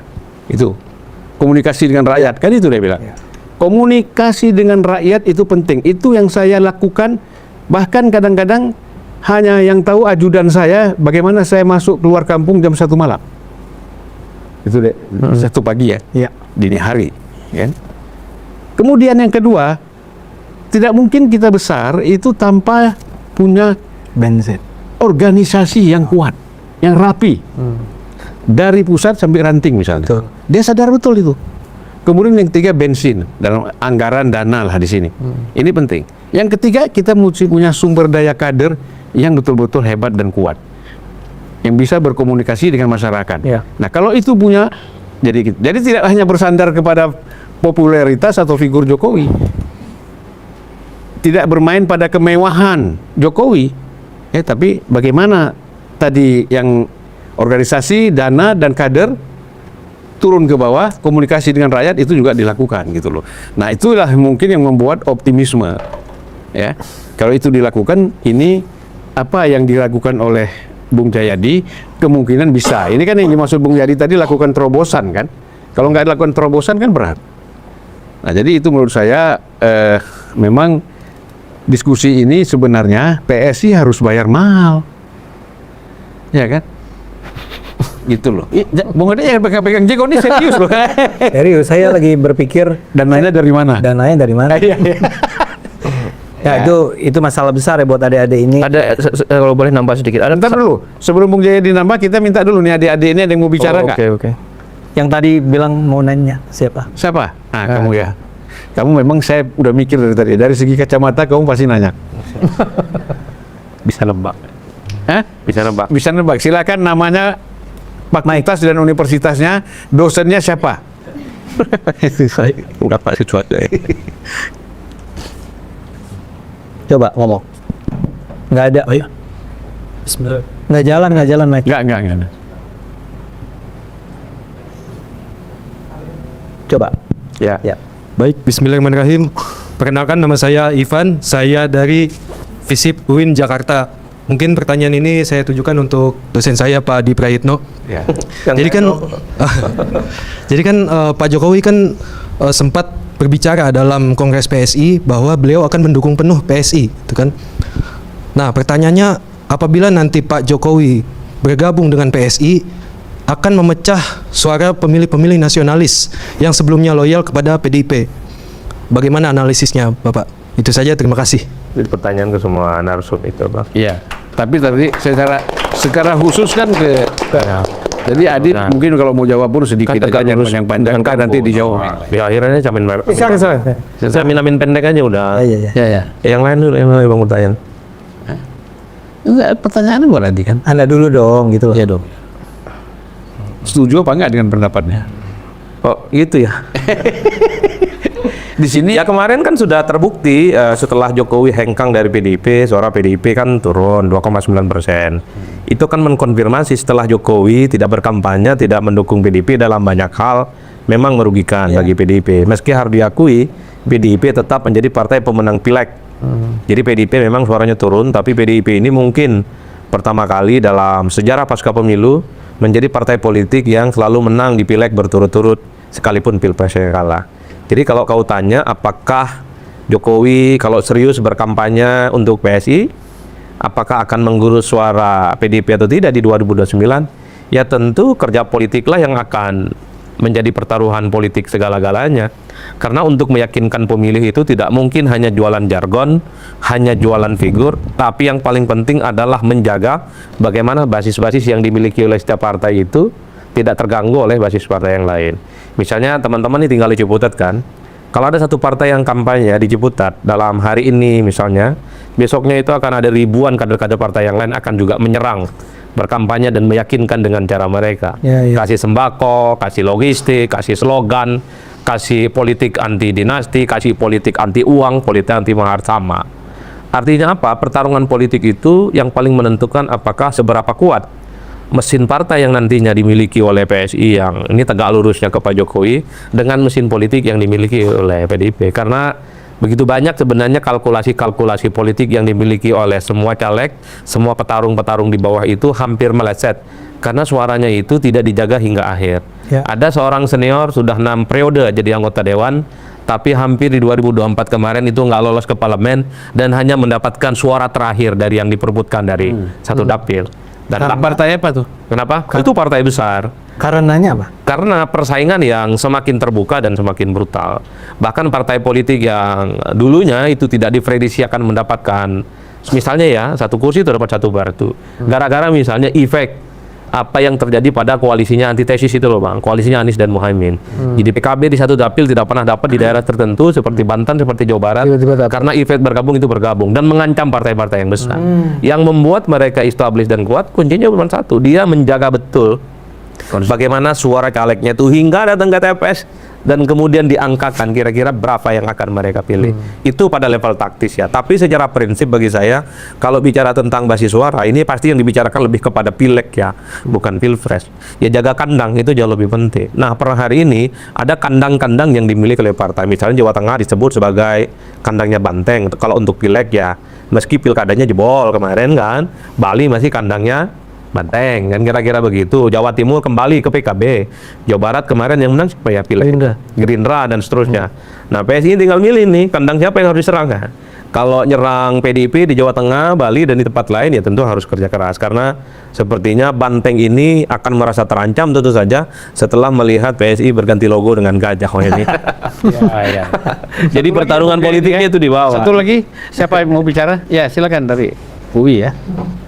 Halo, selamat malam. Nggak keluar suaranya.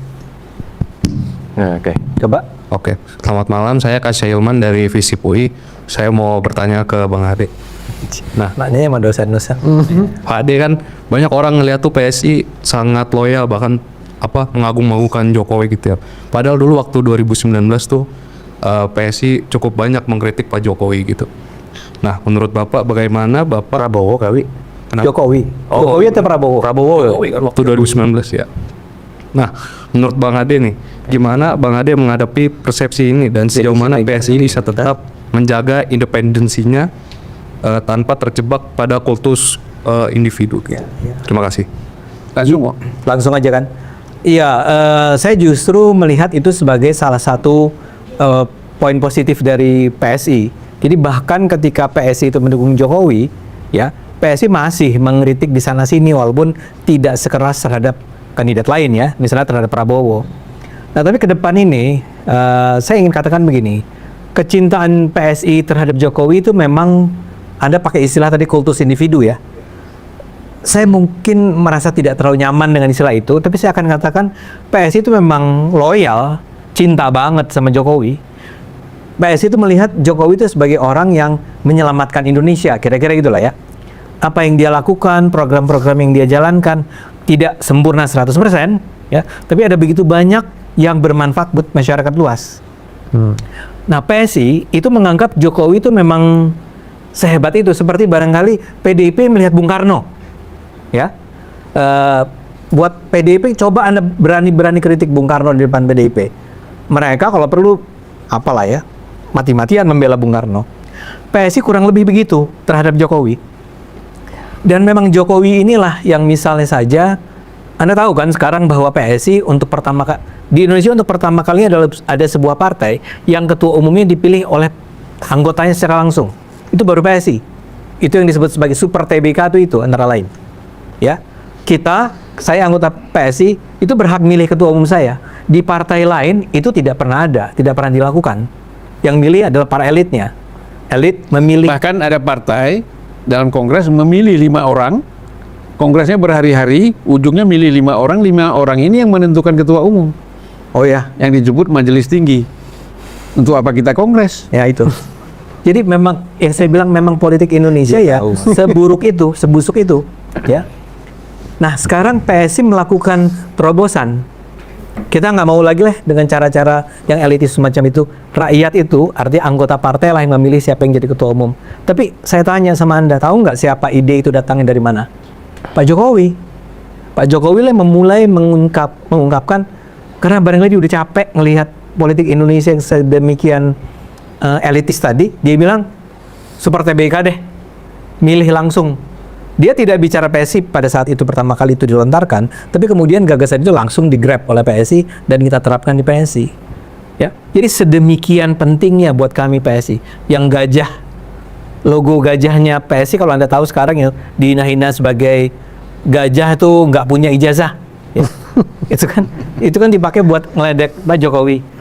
Tapi ide gajah sebagai lambang itu memang datangnya dari Jokowi.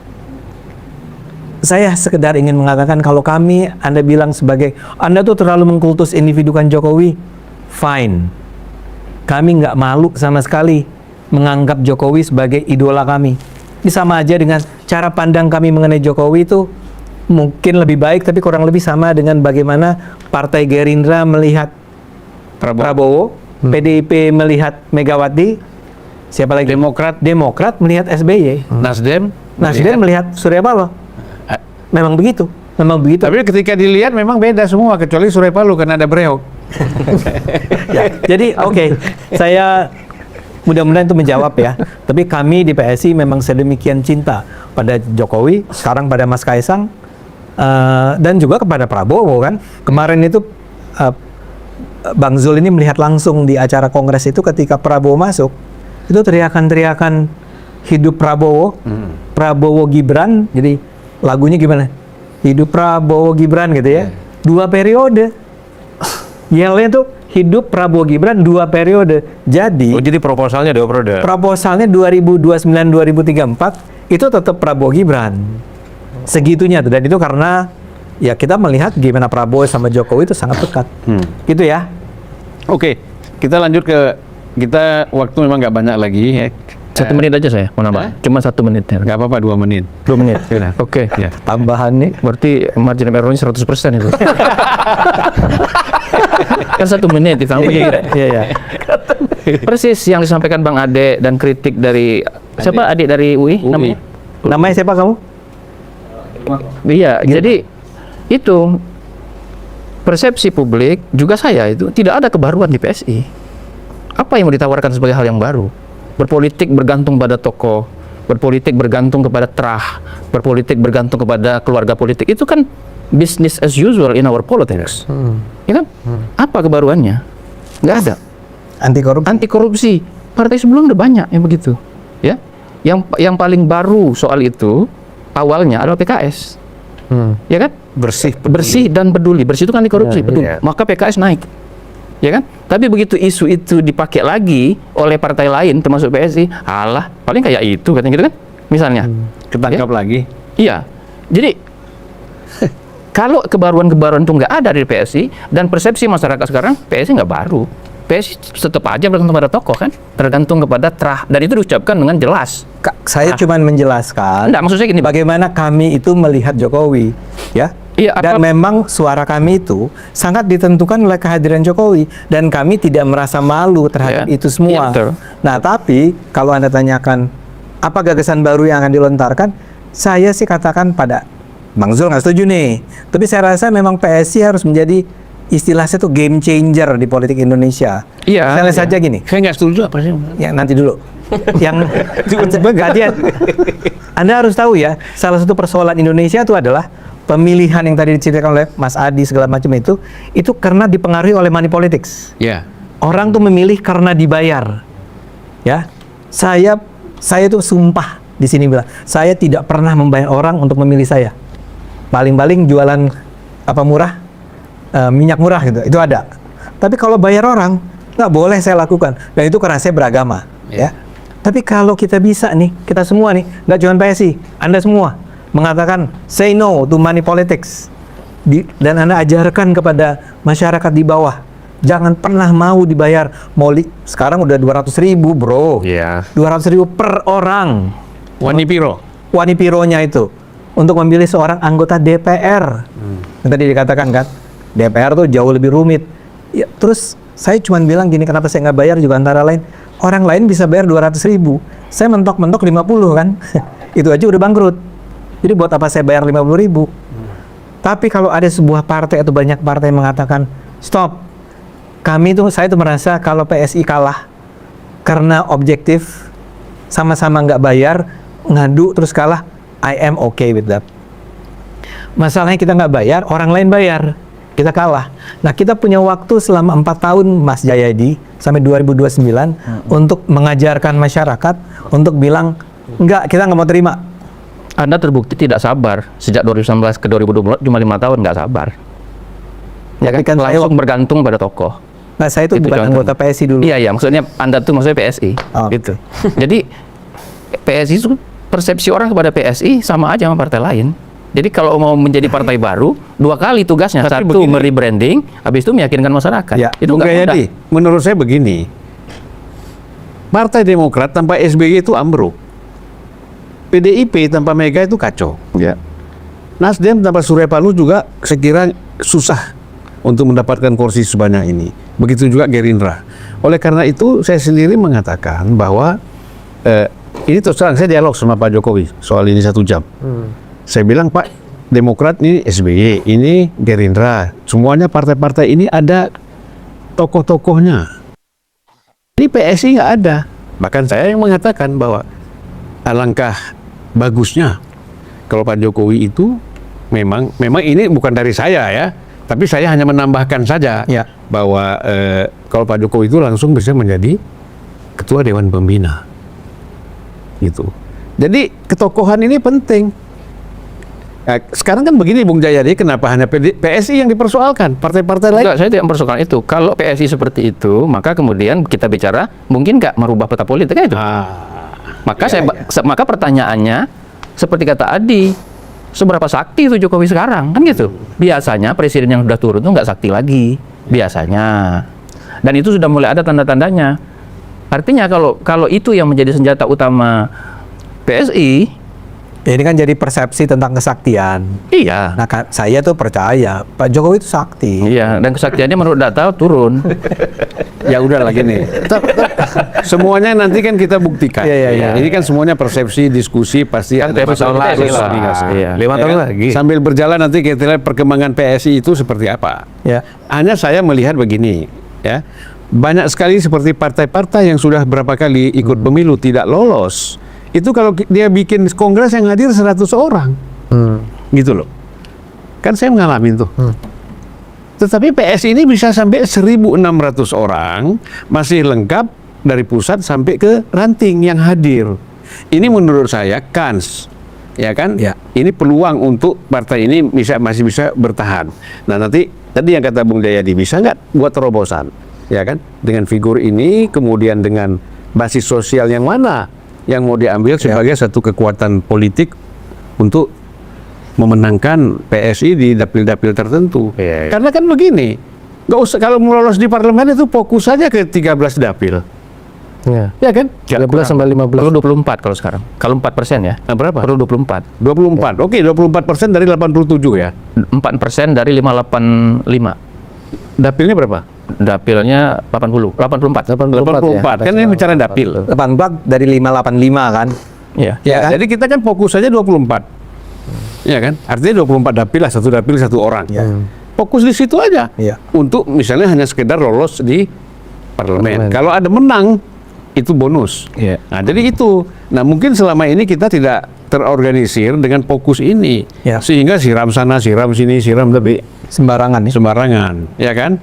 Gitu. Jadi ini yang ke depan itu mesti dipikirkan untuk dapil-dapil mana saja yang menjadi target utama, yang di situ ada kemungkinan ada basis-basis PSI. Kan sekarang sudah bisa dibaca juga DPRD di mana yang banyak dapat. Itulah sebenarnya bisa dijadikan basis. Ya. Nah, kita udah hampir 2 jam. Jadi Mau maghrib. dengar dulu. Belum maghrib. Kau udah tuh apa pula? Tinggal 10 menit mau maghrib. Ya. Jadi ini tinggal waktu kita tinggal sedikit. Mungkin ya bangsa 8 sampai 10 menit. Nah, ini kita masuk ke closing statement ya.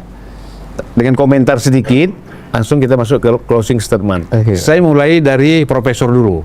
Ini penghormatan kepada guru besar. Siap. Silakan. Ya, Mas Rufan, saya singkat saja. Ya.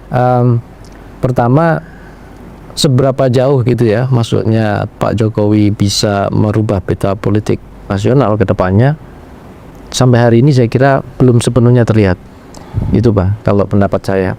Dan peluangnya pun itu menurut saya Pak Jokowi mewarnai iya, Karena apa? Bisa menjadi simbol baru ya, khususnya daya tarik di PSI, dan juga motivator gitu ya, dan juga bisa merangkul elit-elit. Tapi bagaimana pengaruh dari elektoral Pak Jokowi, saya kira itu belum terbukti khusus untuk pileg, dan PSI harus lebih bekerja keras lagi membuat terobosan gitu ya, apapun itu bentuknya yang punya daya pengaruh.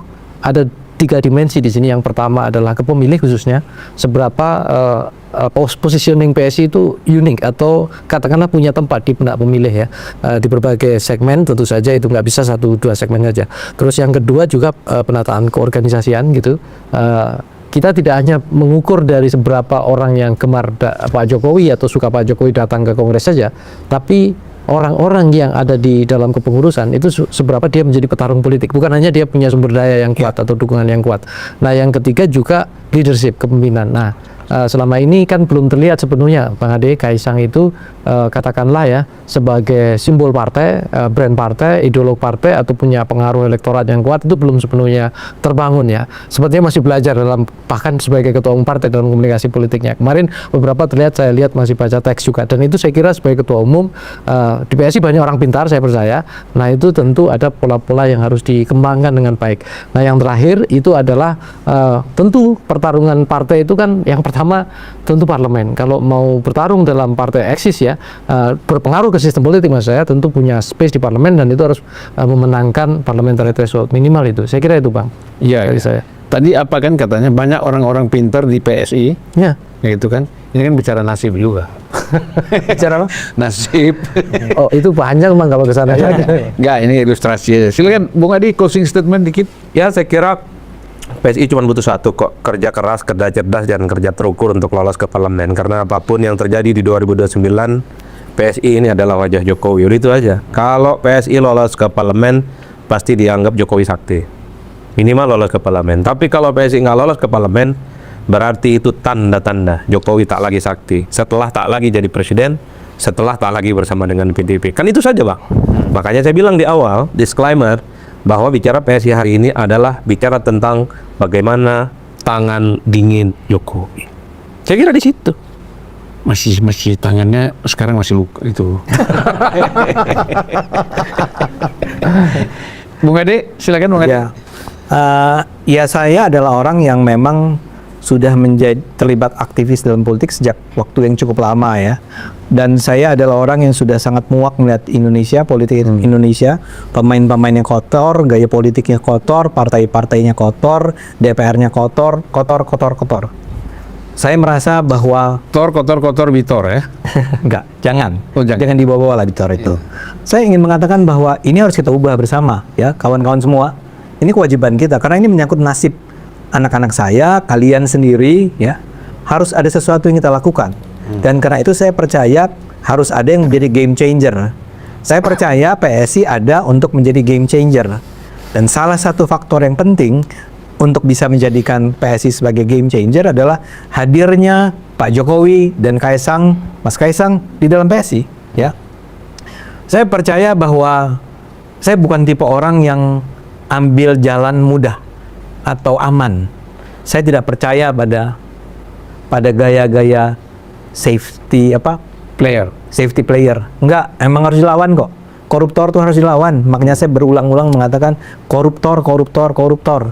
Nah, tapi untuk bisa mengalahkan korupsi di Indonesia, Anda butuh orang-orang di parlemen. Makanya saya setuju. Perhatian saya sebetulnya lebih ke arah gimana mendudukan orang-orang baik, lurus, bersih di parlemen. Nah, kehadiran Jokowi di PSI mudah-mudahan, saya setuju sama Anda, saya nggak membantah sebetulnya ketika Anda mengatakan ceritanya belum selesai nih Bang Ade. Betul, jauh dari selesai ya. Salah satu yang terpenting adalah setelah ada Jokowi, ada orang-orang baik berada di dalamnya. Untuk bisa menarik orang-orang baik di dalamnya, ya diperlukan Jokowi itu, menurut saya. Terus kita bersama-sama melawan kekotoran, kebusukan yang ada di Indonesia ini. Saya optimis nggak? Saya harus optimis karena ada pilihan lain. Kalau ini nggak berhasil juga, saya nggak tahu bagaimana menyelamatkan Indonesia. Saya sekarang sudah ditunjuk menjadi komisaris di sebuah perusahaan BUMN. Saya akan bilang begini, kalau saja para komisaris di Indonesia itu bekerja dengan baik, selamat itu uang rakyat. Masalahnya ada banyak orang yang jadi komisaris, nggak kerja. Terima tantiam aja ya. Saya nggak mau saya nggak mau komentar apapun. Ya. Anda pernah jadi komisaris dong? Ya makanya. Ya kan, tahu kan? Tahu. Jadi ada begitu banyak hal yang harus dilakukan di Indonesia. Nah, saya satu-satunya partai yang saya percaya saat ini adalah hanya PSI.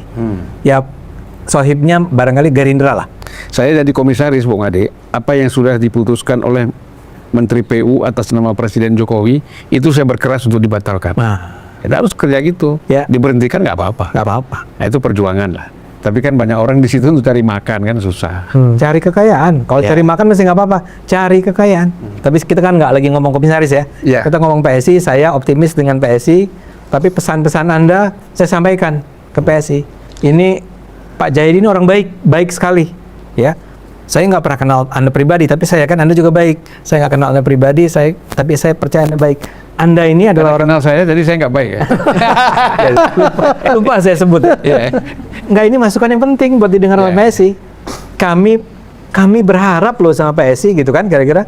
Tapi PSI-nya nggak bisa cuma tidur tenang gitu loh. Iya. Harus kerja keras. Jadi saya sedikit aja 1 menit saya nggak mau margin of error ya. 1 menit. Kalau bicara soal money politik, saya rasakan 2019. Ya, misalnya ada KPU datang, dia bilang abang ini menang. Bukan KPU-nya lah, orang-orang ini nggak tahu dari mana tim sukses. Abang ini sebenarnya menang, tapi suara abang itu bisa diganggu. Nah, untuk mengamankan suara abang tidak diambil, maka perlu 3 miliar. 3 miliar. Ya, oke. Saya bilang, saya untuk nyuap 1 rupiah pun saya nggak mau, biar saya kalah. Kemudian saya pulang ke Jakarta, saya ceritakan lah, ya tentu sama pimpinan ya. Pimpinan bilang, salah. Yang penting kita dapat 1 kursi, bayar aja, 5 pun kita bayar. Oh enggak, saya bilang. Ya. Kalau benar saya menang, kalau saya kalah, terus kita bayar kemudian saya menang, berarti 5 tahun saya makan uang haram. Ya. Apa uang haram itu? Hak dia 5 tahun menjadi anggota DPR, saya yang makan. Ini haram. Itu saya bilang alasan saya. Oleh karena itu, saya siap tidak jadi anggota DPR dan siap untuk tidak membayar. Dan akhirnya Saya tidak bayar dan tidak jadi, nggak apa-apa. Daripada kita 5 tahun makan uang haram. betul. Nah, ini prinsip-prinsip seperti ini, saya kira money politik itu nyata. Kita juga mengalami langsung gitu. Oke, terima kasih. Ini luar biasa dialog kita, hampir 2 jam ya. Saya 2 jam bang, mohon hampir bang. Ya, 2 jam, kurang 1 menit lah. Kau ini Kan kalau ngajar 2 jam lah. Lebih 6 menit. lebih 6 menit. Dihitung. Ini sana tuh, jangan ini sana dong. Inilah kadang-kadang survei suka pakai indikator dia sendiri. Kamu lihat indikator. Mulainya dari yang mana? Ini perdebatan mulai tidak terlalu elementer. Ya, oke. Jadi dialog kita luar biasa. Ya, saya kira ini masukan yang untuk PSI ini, kalau ini diserap dan kemudian ini diimplementasikan, saya kira PSI dasar. Jadi kritikan dari Bung Jayadi, dari Profesor Nyarwi, dan kemudian dari Adi, Prayitno. ya dari Bung Adi sendiri bagaimana semangat dan optimismenya. Kalau saya kan cuma ngomong-ngomong aja, ya kan. Nah, oleh karena itu kita harapkan selamat menonton. Terima kasih buat adik-adik mahasiswa-mahasiswi ya. Terima kasih. Mudah-mudahan kita berjumpa lagi di kesempatan yang lain dan tidak bosan untuk datang ke sini. Oke, Bung, saya juga berterima kasih kepada para narasumber ya. Mohon maaf kalau ada candaan-candaan yang memang kurang berkenan. Memang supaya tidak ngantuk. Saya lihat pada udah ngantuk kamu tadi, makanya saya agak ajak ketawa sedikit. Oke. Ada yang ngantuk ini. Terima kasih. Assalamualaikum warahmatullahi wabarakatuh. Waalaikumsalam warahmatullahi wabarakatuh.